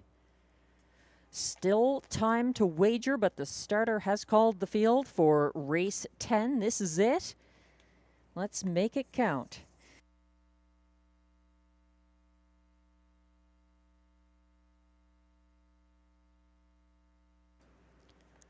Field is lining up now. 1 is Time to Dancing for Stéphane Pouliot. 2, Mr. John, William Waugh. 3, Dr. Joe and Marie-Claude Auger, 8-5 favorite. 4 is Perfect Rolo for Sylvain Lacaille. If he wins, we've got another carryover in the pick 5. 5 is Anna's Wish for Robert Shepard. 6, Thrilling Times, Pascal Berube. 7, Smokestack and Guy Gagnon, 1 win away from training win number 2000. And number 8, Well Worth the Wait, is a judge's scratch Transportation. The field is on the backstretch. As John McMillan would say, it's time for the Robbie D'Alessandro pace. Good luck. They're off and pacing, pushing the gate away. Mr. John for William Waugh. Matching strides, though, from the inside. Time to Dancing, getting away well. And now backing down to third as the first overbid of Thrilling Times moves on for Pascal Berube. He's pressing the pace set by Mr. John on the first turn. Shadowing from third now. Time to Dancing. Behind him in fourth is Smokestack. Racing fifth. That's Dr. Joe en route to the opening quarter. And that was reached in 27-1 by the pace setter. Now landing on the lead, Thrilling Times and Pascal Berube in charge. Following from the pocket, Mr. John. Fourth on the inside, Time to Dancing as the first overbid of Smokestack moves on into third. Second over in fifth, Dr. Joe also underway as they head around the second turn. Third over from the back of the field, that's Perfect Rolo entering the outer flow. And trailing this field, Anna's Wish. They reached the half in 56-1. 29 seconds, second panel, and it looks like Smokestack is fighting to clear Thrilling Times. He hasn't quite done it yet. Second over in third now, that's Mr. John out and moving again. Caught in fourth, Time to Dancing. Fifth and going 3 wide on the turn, Dr. Joe, 124-1 at 3/4. Looking strong on the front end, Smokestack could be en route to Guy Gagnon's 2000th training victory. Smokestack trying to smoke them for Gagnon. This could be it. He needs the wire, though. He's out front, charging for it. Win number 2000 of his career for Guy Gagnon, driving Smokestack to the 153-4 win.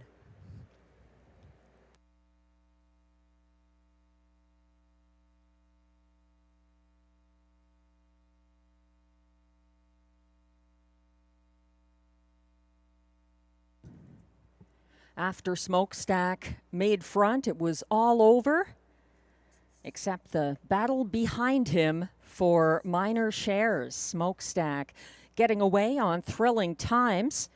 Time to Dancing was flying up the inside path late. Down the center of the track late, Dr. Joe. Smokestack gets it over Dr. Joe.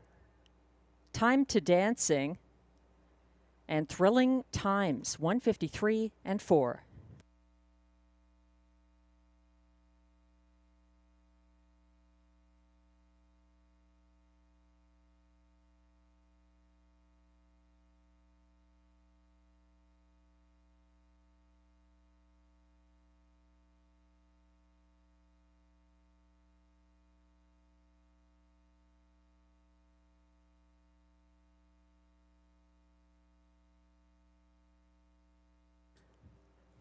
Unofficial top 5 order of finish is now posted for race 10.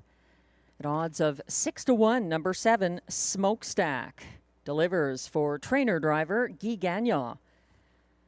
Even money favorite number 3, Dr. Joe was second. 1, Time to Dancing, third. 6, Thrilling Times was fourth. And for Perfect Rolo, fifth. 73164 in race 10. Please hold all tickets.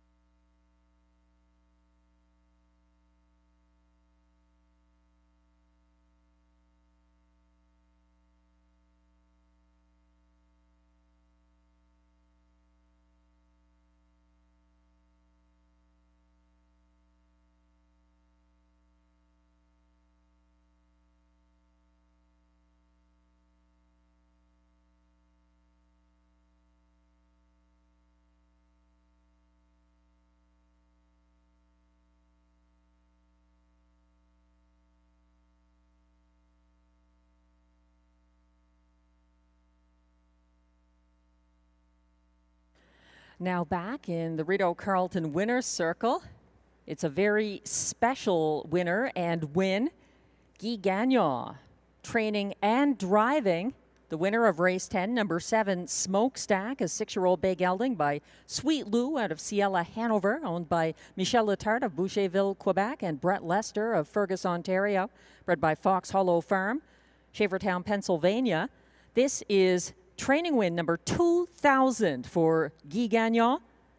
Smokestack's 5th win of the season, 153-4. Congratulations. A major milestone for Guy Gagnon in a big win for Smokestack. Here's to the next 2,000. Congratulations, Guy Gagnon. All the best. Félicitations. Race 10 is now official.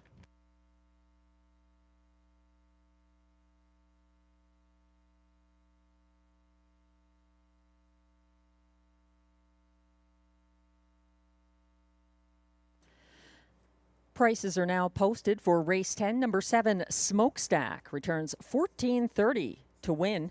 The $2.73 exactor pays $80. The $1 pick 3, 217, 3 of 3, $44.15. It's $130.50 for the $1 late pick 4, 4217, the winning ticket. The $1 pick 5, it was hit. And a nice one, $2,492.55 for the dollar pick 5, 64217. The 20-cent super high 5, 73164, returns $397.05.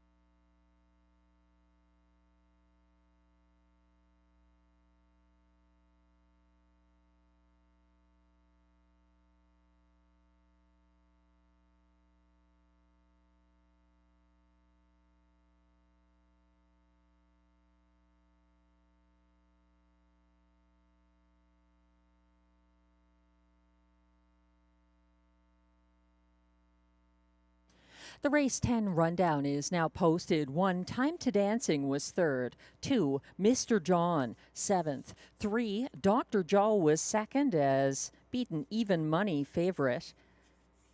4, Perfect Rolo finished 5th. 5, Anna's Wish was 6th. 6, Thrilling Times was 4th. 7, Smokestack, a 6-1 winner for trainer-driver Guy Gagnon's 2,000th career training win.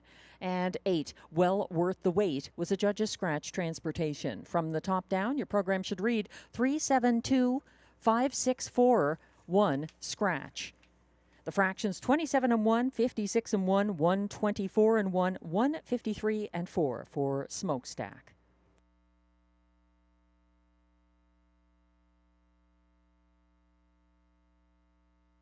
That concludes tonight's card of live racing at Rideau Carleton. Remember, we race every Wednesday evening at 6 p.m. throughout October, right up to the end of November, and Sunday nights at 6:30 p.m. We hope you can join us. The picnic tables and Mr. Lucky's are available on race nights, and the online and simulcast wagering always an option. Saturday night, a $400 jackpot in the Trackside Simulcast Lounge in Tammy Forgey's free handicapping contest. We hope you'll join us again on Sunday. Enjoy the rest of your weekend evening. I'm Melissa Keith, track announcer. Good night.